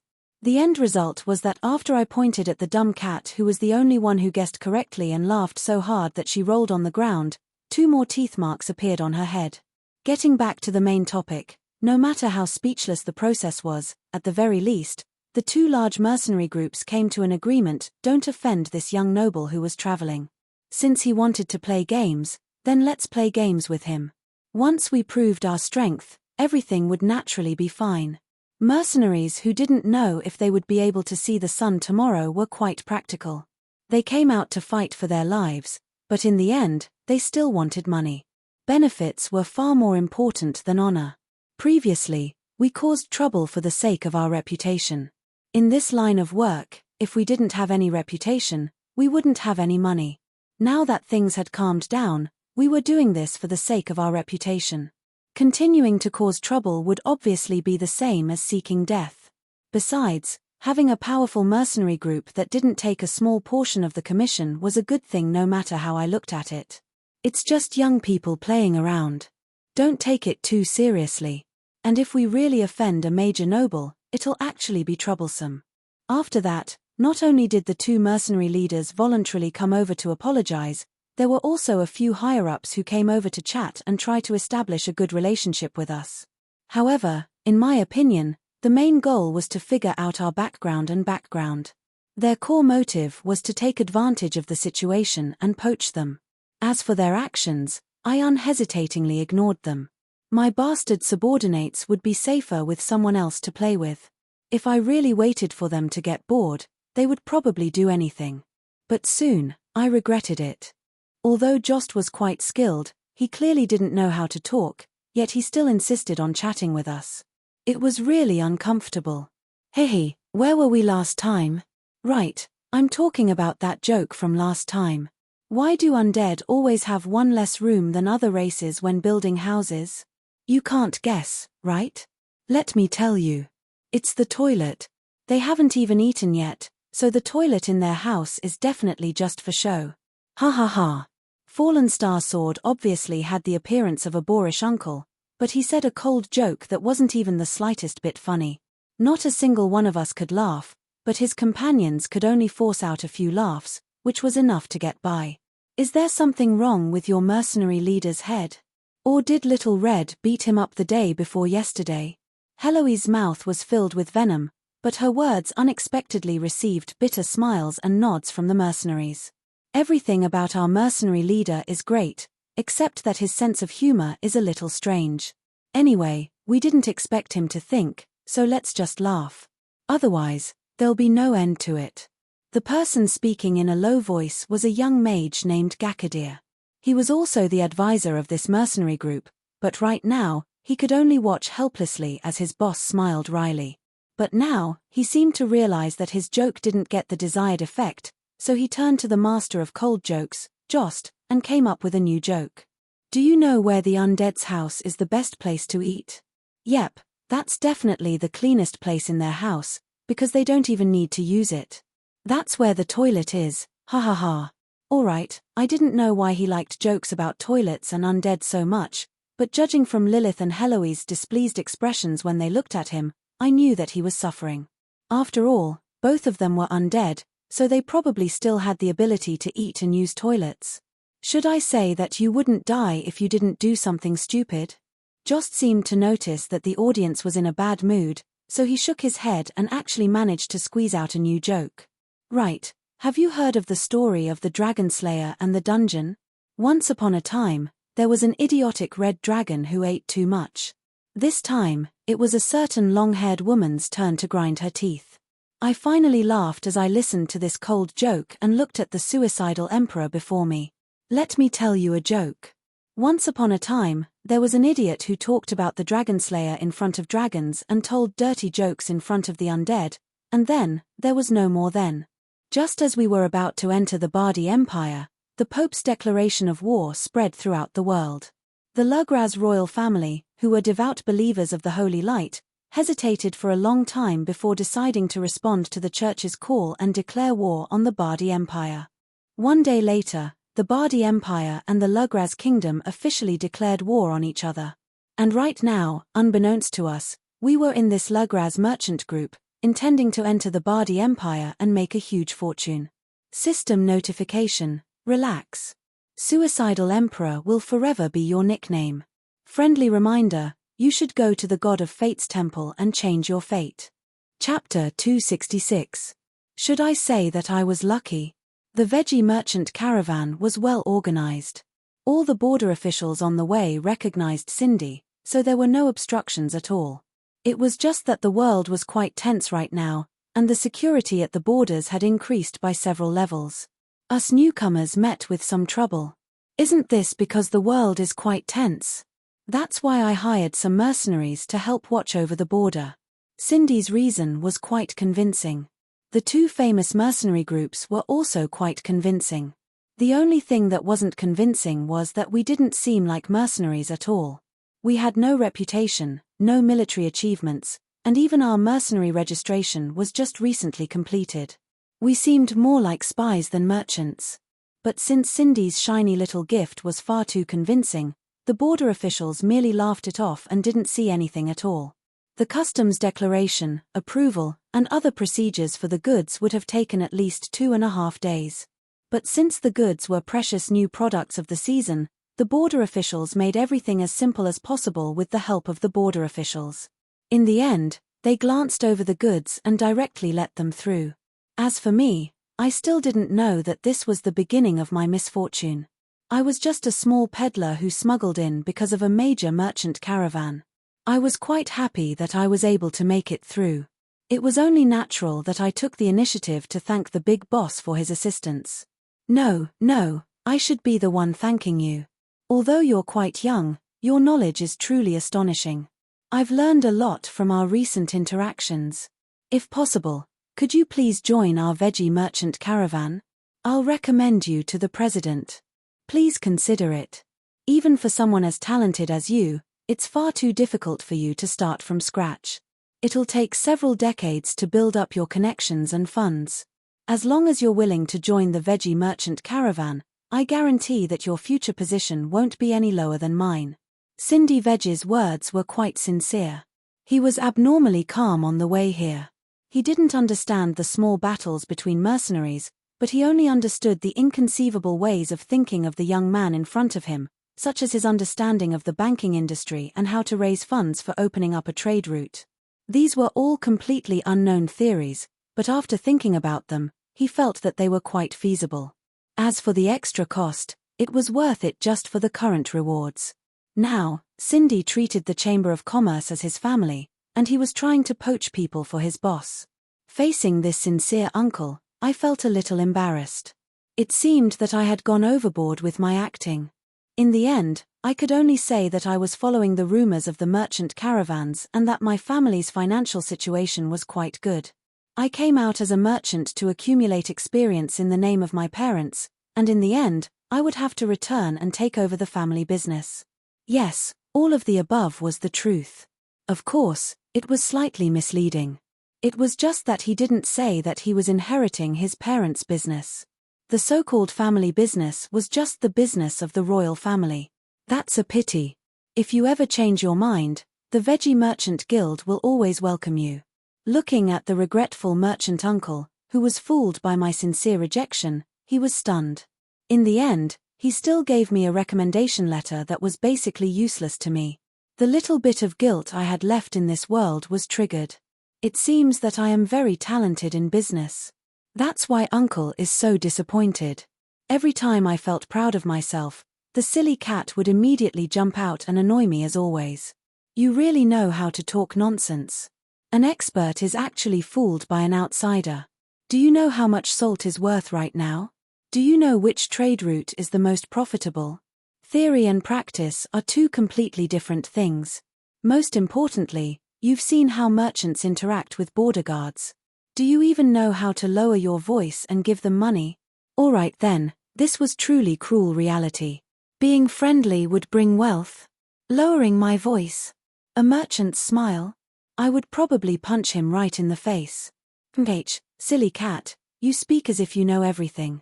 Of course I know. Mags burn money. How can they survive if they don't know how to do business? After so many years of accumulation, I have many large merchant caravans under my command. My yearly income is enough for me to simultaneously start several dozen research projects at the 7th circle and above. The 7th circle was the equivalent of a legend-ranked mage. Normally speaking, even legend-ranked mags would only be able to start a single research project. This meant that this person was actually able to support several dozen legend-ranked mags. Just how rich was he? Hearing this, I paled in fright. I didn't expect that a tycoon would be right next to me. Not only that, this silly cat was actually a rich and beautiful tycoon. After doing some calculations, I discovered that this fellow's personal income was no less than that of a mid-sized city. Tycoon, please take me with you. Please sponsor me. Please support me. Please lend me a loan. Please support me. Sure, Princess Peach. Shut up, silly cat. If you mention this again, I'll sell you off as a talking cat. Alright then, after the usual cat and human battle, I obtained yet another victory. H, did you really think that you could defeat me in human form? I could even spit saliva. My arms and legs were also rather long. I could even touch and pinch, cough, cough. No, lower limits were never important. Still, in the chaotic battle, I managed to touch the front of the young girl's body. It was so flat that my fingers were aching. The flying deck was so hard that even I was crying tears of sympathy. I think I should prepare some more milk for you. My hands are hurting. It's not a good thing to be accused of abusing a pet. You pervert. I'm going to go all out against you. Weren't you the one who didn't want me to transform into my adult form? In your dreams, silly cat, you actually want to be taller than me. Obediently be your flat princess and wax your flying deck on time. Alright then, the second round of the cat and human battle began. Cough, cough, getting back to the main topic, with Cindy's attentive protection, my fake identity became my real identity. It went quite smoothly for us to sneak in. When we arrived at our first destination, the border city of La Kalila, we didn't even see a single bandit on the way, let alone a dangerous magical beast. Phew, the domain lord here is an old friend of our veggie merchant group. More than 40% of our goods are from here. It seems that we won't make a loss this time. Cindy had a great smile on his face. He had already been prepared to lose everything. It was truly unexpected for things to go so smoothly. Although those undead are quite scary, they actually made our journey much safer.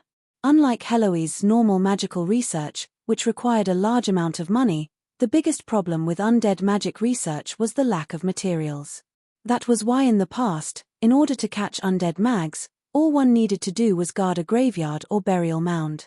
It was said that every year, the most successful Holy Knight would receive a sum of money from the graveyard guards. They all treated the graveyard as their own home. And through certain channels, I learned that the Bardi Empire actually gave the high-level undead nobles the status of being able to freely gather materials. This doubtlessly caused a huge uproar.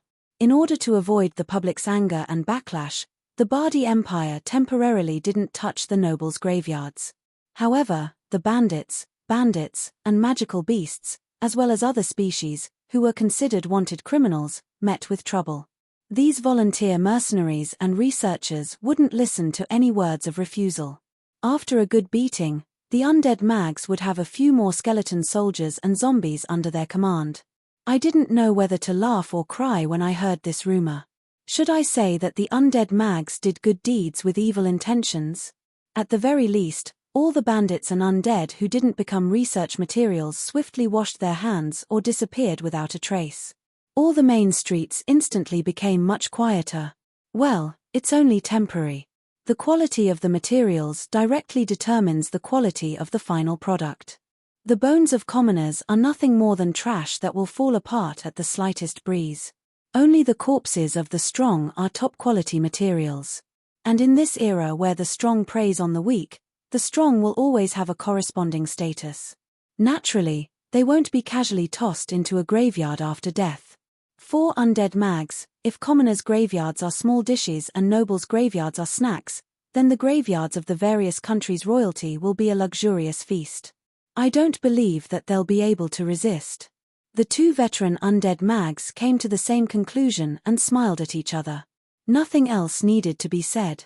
It seems that you have a deep understanding of royalty's graveyards. You've done it before. How many times? How many times have you been caught? How much is your bounty? Of course. Don't think that just because you've dug up a few ancestral graves in the kingdom of the elves, that you're amazing.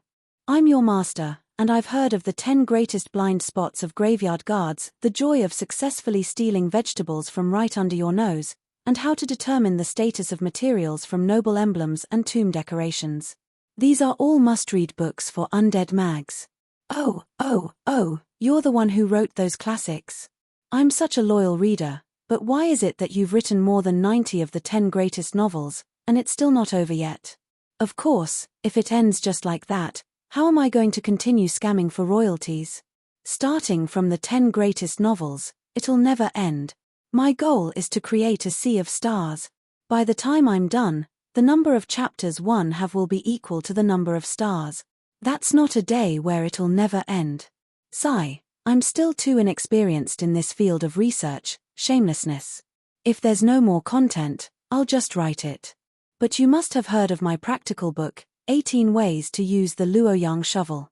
I heard that it's selling quite well. You're the one who wrote that half-finished eunuch book.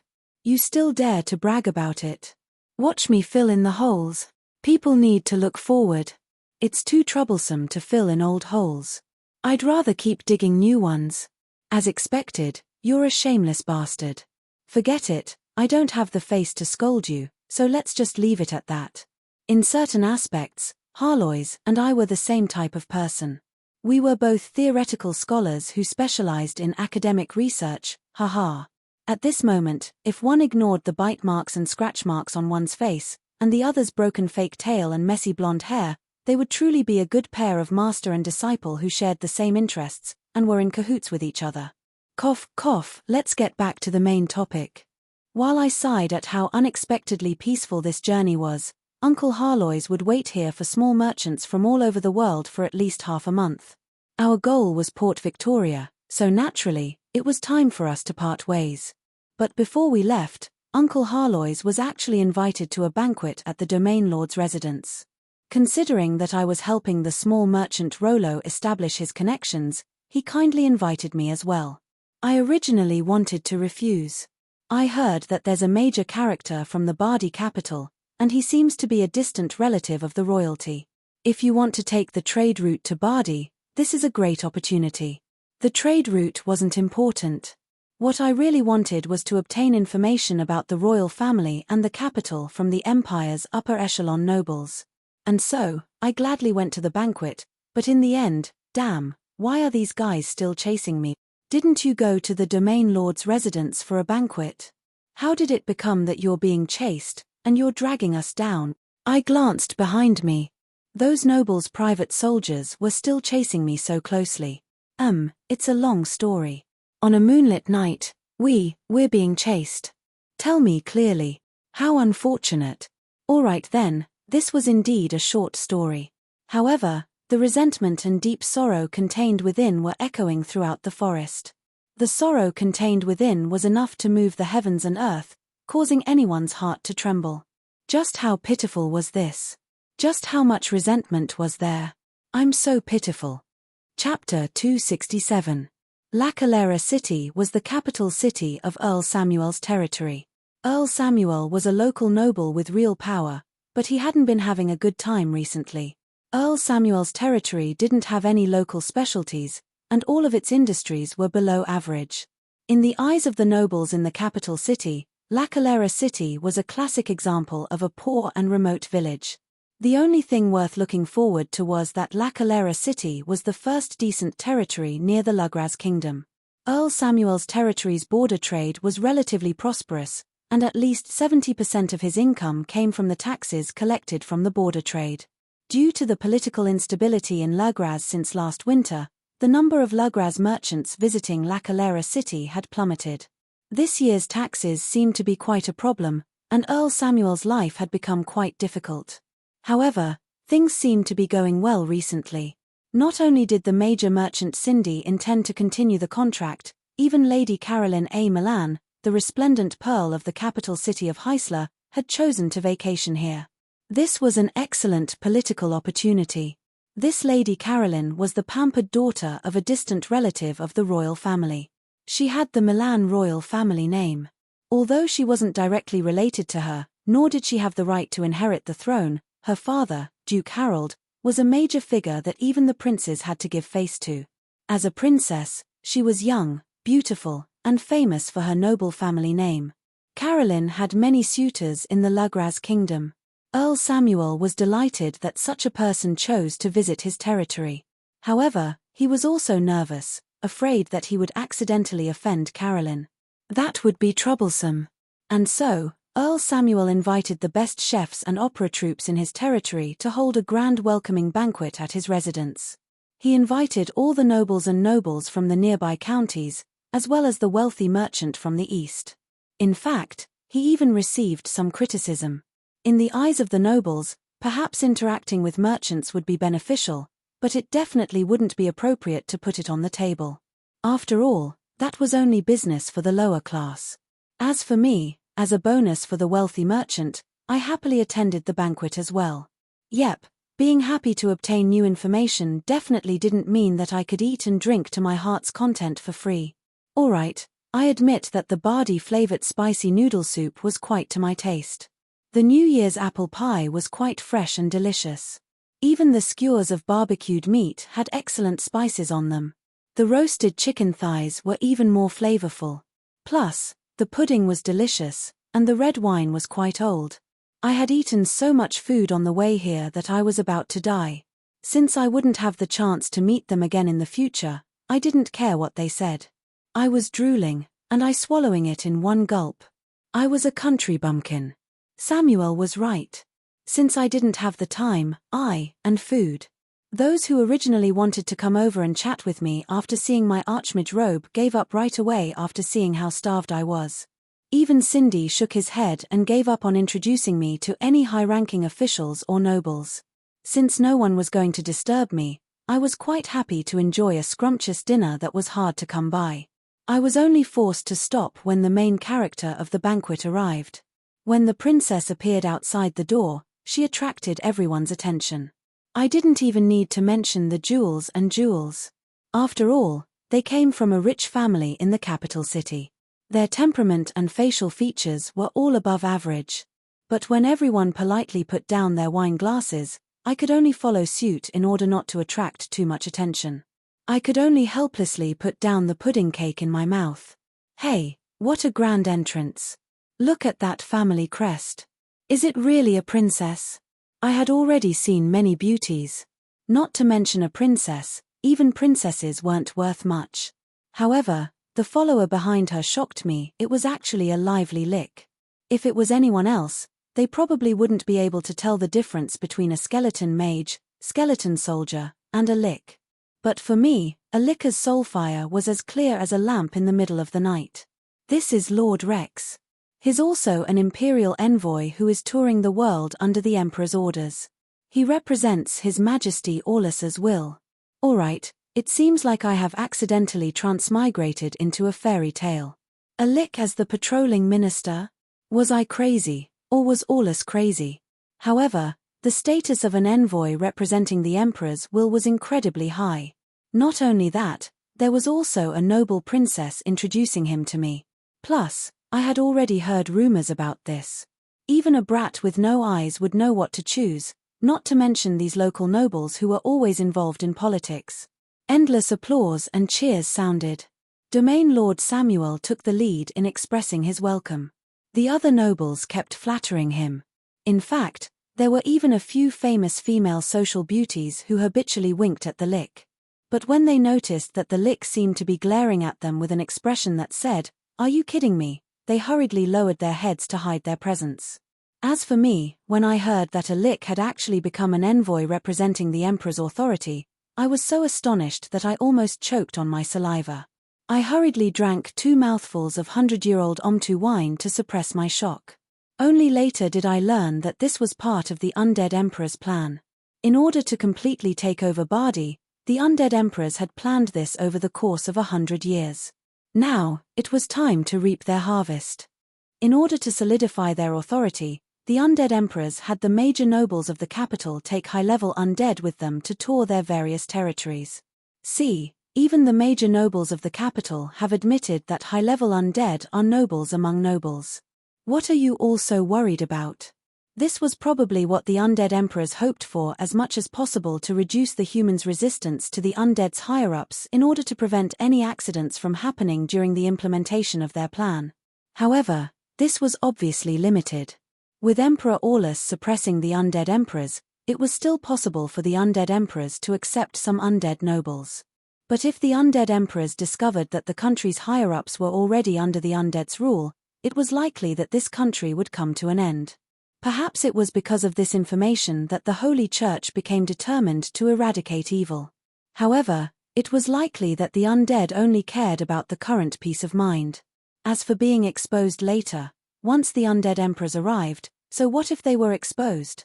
If the appearance of the main character was only the first event of the night, then when the princess who had just arrived from the capital whispered into Earl Samuel's ear and pointed at Cindy, I faintly guessed that the god of misfortune had once again favored me. Pope, heretics, war, enemy country, capture, get rich. My 20-plus legend-ranked senses made my 5 senses far sharper than any ordinary person's. The naughty wind sent these words to my ears. In the end, Earl Samuel's expression changed from astonishment to contemplation to delight, which helped me know what I should choose. Damn it, this is going to be fun. Perhaps I really should go to the god of fate's shrine and pray to him. But it was already too late. Guards, capture those spies. It would seem that Earl Samuel had already thought things through and came to a conclusion. Actually, there was no need to hesitate at all. Since the two countries were already at war, it would be impossible for any merchants to come to the Bardi Empire for the next several years. In that case, it would be better to first take all the goods in front of him. This was a tangible benefit for him. A reason to take all the goods. Why would the two countries be at war with each other? Wouldn't that make it obvious that they were spies? I've already captured all the goods. As for the people, I'll release them as long as they pay the ransom. If they don't, then I'll just keep them. What if the relationship between the two countries improves? That wouldn't be a problem. Would these foreign merchants really take revenge? At that time, there would naturally be new fat sheep delivering themselves to me. If the foreign merchants were willing to die and the ransom was sufficient, it wouldn't be impossible to continue working with them. At that moment, Earl Samuel wasn't the only one who understood everything. Cindy wasn't an idiot either. He had long since expected such a scenario. The moment he said the word spy, he unhesitatingly took out a scroll from his sleeve and tore it open. It was a random dimensional door, a 5th circle arcane spell. Since it was far too sudden and quick, even the Lich wasn't able to stop it in time. Cindy was teleported to a random location 3 kilometers away. It would seem that this was one of his trump cards for escaping, and he was ready to activate it at any moment. Damn it, Uncle Cindy, did you forget something? You can't make your teammates suffer like this. Several dozen pairs of eyes were staring at me. The main character had run away, and I, the supporting character, had automatically leveled up. Would you believe me if I told you that I wasn't with him? Capture that guy. Yep, that's what happened. That's why you unhesitatingly brought all of your pursuers here. Aren't you just making your teammates suffer? The silly cat, who had just hidden in a small forest, roared angrily at me. She was furious at the loss of the souvenir she had just collected. Isn't he just a Lich? Why don't you just directly kill him? Is there a need to run away like this? Do you think that if a Lich dies just like that, an even more troublesome one will come later? Besides, I'm only at the gold rank right now. Do you really think that it's possible for me to fight against a bunch of weaklings and a legend rank Lich by myself? Do you dare to touch your own conscience and say such a thing? You can't even deal with a single Lich. Liches were at the legend rank at the very weakest. However, judging from his mana waves and the strength of his soulfire, Lich Rex was only at the peak of the legend rank. Not only that, he was a fake legend rank Lich that had been forcibly raised by an external force.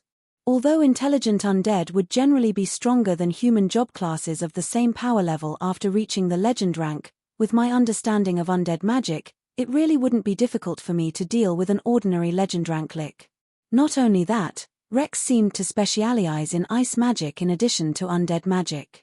Not only that, he was a master of ice magic. It would be quite easy for me to take care of him. However, I didn't attack him because I had other considerations. Most of our pursuers were the Domain Lord's private soldiers, and most of them were Iron rank rookies. If we really wanted to counterattack, it would be the same no matter who went.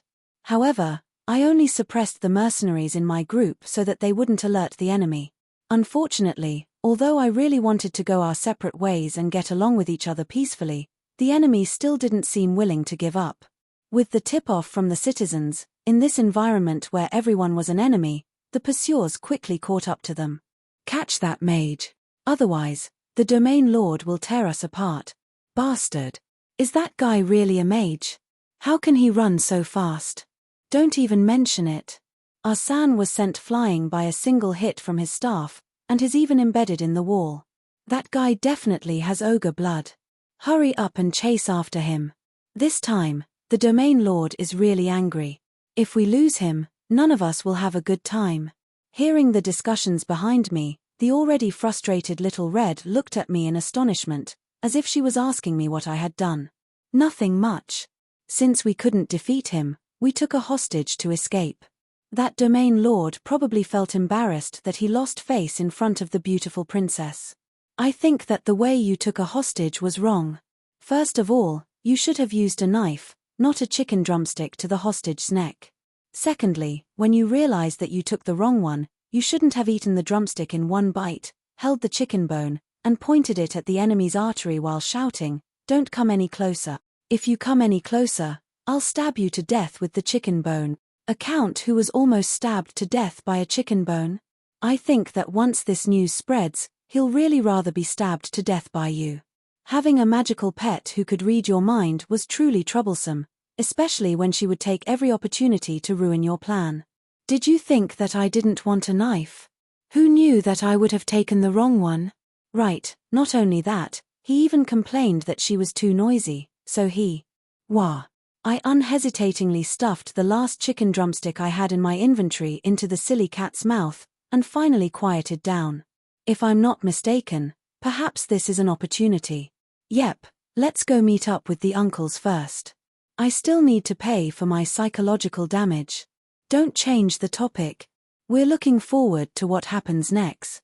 Just how did you escape with a chicken drumstick? Don't mention the chicken drumstick. What about pudding?